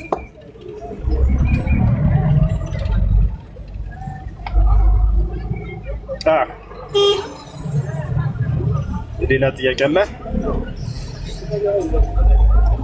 ሞተር እንዴት እንደዚህ አድርገው አቆማል? እሺ ጥያቄ ያለው መቀጠል ይችላል። ሰላም አለይኩም ሱ አለይኩም ሰላም ወራህመቱላህ። እንዴት ነው? እንኳን አደረሳችሁ። እንኳን አደረሰን። ሰላም ነው? አልሐምዱሊላህ አለሁ። ማሻአላህ ማሻአላህ። ዘካቱል ፊጥር እንዴት ነው የምንሰጠው? በገንዘብ ነው ወይስ በእህል? በእህል ነው የሚሰጠው ዘካቱል ፊጥር። አብዱላህ ብን መስዑድ ሲናገር ምን አለ? فرض رسول الله صلى الله عليه وسلم زكاة الفطر على الرجال والنساء والصغير والكبير والعبد والأمة صاعا من تمر وصاعا من شعير أو صاعا من بر وأمر أن تؤدى قبل خروج الناس لصلاة العيد. يا الله ملك تجانب صلى الله عليه وسلم زكاة الفطر بأهل والنساء يعززوت በአንድ ሰው ላይ 3 ኪሎ ይደርሳል። ሰዓት ተብሎ የተገለጸው በነብዩ ሰለላሁ ዐለይሂ ወሰለም ጊዜ በዚህ ጊዜ 3 ኪሎ እንደሆነ ሼክ አብዱልዓዚዝ ብን ባዝ ፈትዋቸው ላይ ተናግረዋል። በአንድ ሰው ላይ 3 ኪሎ ይደርስበታል ወይ ገብስ ወይንም ስንዴ ብለው ተናገሩ። በዚያ ዘመን በአብዛኛው ሰዎች የሚበላቸው እነዚያ ስለነበሩ ነው። አሁን ላይ ደግሞ ሩዝ ወይንም ጤፍ ምናምን አድርጋችሁ ሰጧቸው ሰዎች በአብዛኛው የሚጠቀሙት እርሱን ነው። አሁን ላይ እሺ ጥሩ ጠይብ። ሌላ አሁን ያለው ሰፈር አካባቢ ገንዘብ ዑለማዎች ገንዘብ ሲትሉ ትንሽ ግራ ገብቶኛል። አሁን ማሻአላ ጥሩ ነው። ቀጣዩ ጥያቄ ተራዊ አንዳንድ ቦታ 11 አንዳንድ ጊዜ 21 ይሰገዳሉ፣ አንዳንድ ቦታ 23 እንደዛ ነው። ትንሽ እንዴት ነው እንዴት ይታያል?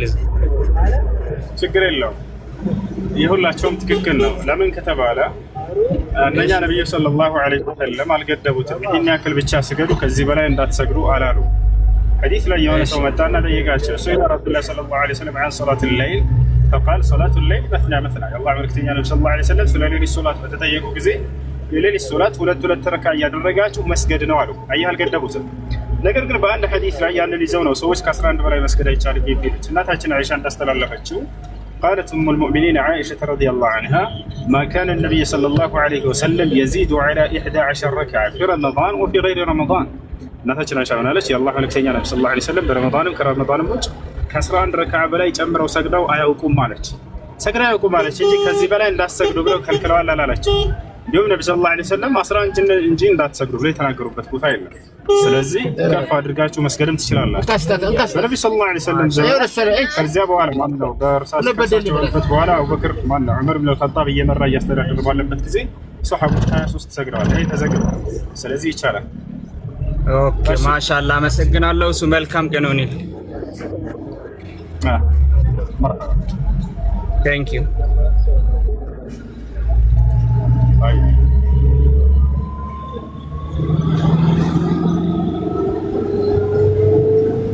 ወንድምዬው እኔ ቦታ ልልቀቅ ለጠያቂዎች። ዒድ ሙባረክ ብያለሁ። መልካም የዒድ ቀን ይሁን። ሰላም መርሐባ ራስ ምታት ማን ደረሰ ደስቶኛል ስላገኘው ላይ ከደጅ ከተተለ መርሐባ ሽከም ጀዛኩሙላህ አይ ወያ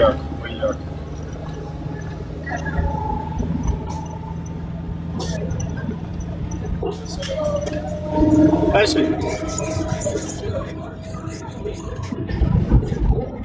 ሴት ልጅ መሰተሯ ሴት ልጅ ተሰተረች የሚባለው ሂጃብ ኖርማል ሂጃብ። አሁን ለምሳሌ ሴቶቻችን ምን አለ በሰሞኑን ክርክር ላይ ሴት ልጅ ተሰተረች የሚባለው በጅልባብ ነው። አንዲት ሴት ጅልባብ ከለበሰች ተሰትራለች ይባላል። ያ ደግሞ ጅልባቡ ፈርድ ነው። ያ ማለት ኒቃብ ሱና ነው። ኒቃብ መልበሷ አንዲት ሴት ጅልባብ ከለበሰች ሴት ጋር አልተሰተረችም ተሰትራለች ተብሎ ሊያወዳድራት አይችልም። ኒቃብ መልበሱ የእሷ ፍላጎት ነው እንጂ ሲባባሉ ነበርና አንዲት ሴት ኒቃብ ባትለብስ ኒቃብ ሱና ነው ወይስ ፈርድ ነው? ለአንዲት ሴት አይድ ማየት ለጀመረች ሴት ኒቃብ ፈርድ ነው?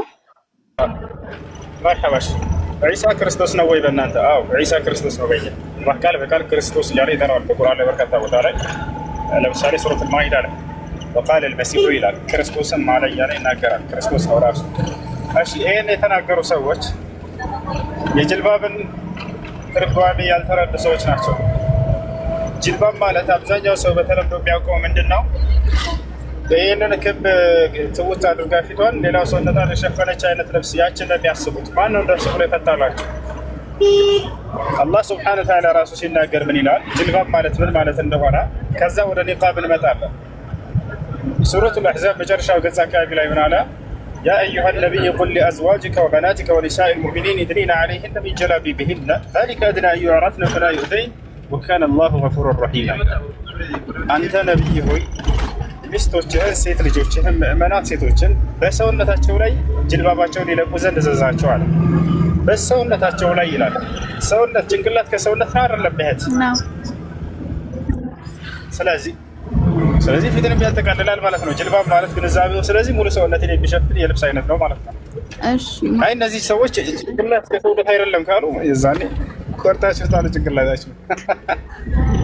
አሁን ለምሳሌ አንዲት ሴት ማለት ነው አንዲት ሴት ያለ ቤተሰቦቿ ፍቃድ ያለ እናትና አባቷ ፍቃድ ሳትዘወጅ ማለትም በአንድ ክላስ ሳትሆን ሙተነቂብ ብትሆንና አባቷ ያንን ነገር ባይፈቅድላት ያ ነገር እንዴት ይታያል? ከቤተሰብ ደረጃ ማለት መሰተሯ ኸይር ሆኖ ሳለ አንዳንድ ጊዜ ምናለ ከቤተሰብ ሕግ መተላለፍ ወይም የቤተሰብ ሀቅ ምናምን የሚባሉት ነገራቶች አሉና አባቶች አብዛኛውን ጊዜ በእንደዚህ አይነት ቦታ ላይ ብዙም ፍላጎት የላቸውም ስለ ኒቃብና የእሷ ጥንካሬ ሊሆን ይችላል። ግን አንዳንዴ ቤት ዘመድም ምንም የሌላት ሴት ኒቃብ አሁን ለምሳሌ እኔ ቤተሰቦች አይፈልጉም ኒቃብ እንድለብስ ሙተነቂብ ከሆንኩኝ እነሱን ማየት እንደማልችል ነግረውኛል። በተደጋጋሚ እንደዚህ እያሉ ያስጠነቅቁኛል። እና ያ ነገር ከቤተሰብ አንጻር እንዴት ይታያል? ማለት ችግር የለውም አባት እናት አላህና መልእክተኛው የሆነ ትዕዛዝ ካዘዙ የቤተሰብ ፍቃድ አለመፍቀድ ምናምን የሚባል ነገር የዛኔ አይሰራም። ምክንያቱም ከቤተሰብ ፍቃድ የአላህ ትዕዛዝ ይበልጣልና። ይህ የሙስሊም ነቢያችን ሰለላሁ ዐለይሂ ወሰለም ሐዲስ ላይ ሲናገሩ ላ ጣዓተ ሊመክሉቅን ፊ ማዕሲየት ልኻሊቅ አሉ። ፈጣሪን በማመፅ ላይ ፍጥረታትን መታዘዝ አይቻልም ብለዋል። አላህ ግዴታ ካደረገ ሶላትን አላህ ግዴታ አድርጎብሻል፣ መስገድ ግዴታሽ ነው። ነገር ግን አባትሽ አይ እንድትሰግጂ አልፈልግም ቢል የምታቋርጪው ነገር ነው አይደለም? ስለዚህ ልክ እንዲሁ ሰውነታቸውን ሸፍኑ የሚለው የአምላክ የአላህ ትዕዛዝ ነው። ያንን ነገር ቤተሰብ አልፈልግም ይሄን አታደርጊም ግን አትሰሟቸውም። ሌላ ጥያቄ አለኝ። በማክሰኞ ቀን ማለት ነው ኑር ሁሴን በመባል የሚዘከሩ ማለት ዚክር ይሁን ምን ባላውቅም ብቻ ግን ማክሰኞ ቀን ቡና ይፈላልና ለዛ ቡና ደግሞ የሚዘጋጀው የእንጨት ሲኒ ነው። እንጨቱ ደግሞ ሌላ ሁለት መንታ እንጨት አለ ምናምን እና ያንን ነገር በተለምዶ ቅቤ ይቀቡታል። ከዛ በኋላ ለዛ ነገር ቁጭ ብሎ ከነሱ ጋር ቡና ማፍላት ወይም ደግሞ ለዛ ነገር ነይቶ ቡና ማፍላት ከሽርክ ጋር ይያያዛል። እነሱ ከሚያምኑት ነገር ጋር ቡና ማፍላት ያንን ነገር እንደመከተል ነው። ቀናቶች የአላህ ቀናቶች ናቸው። አንድ እኔ እከፍላለሁ።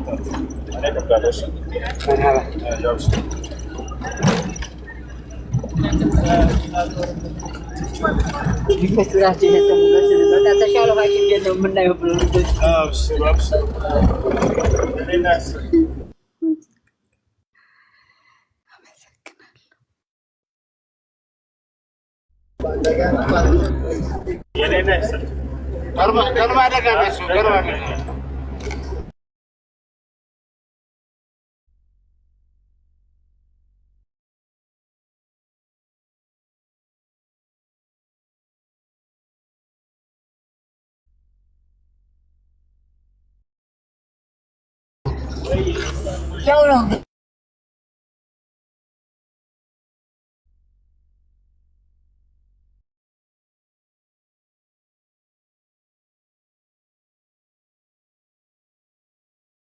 ገርባን ብትለው የጋንም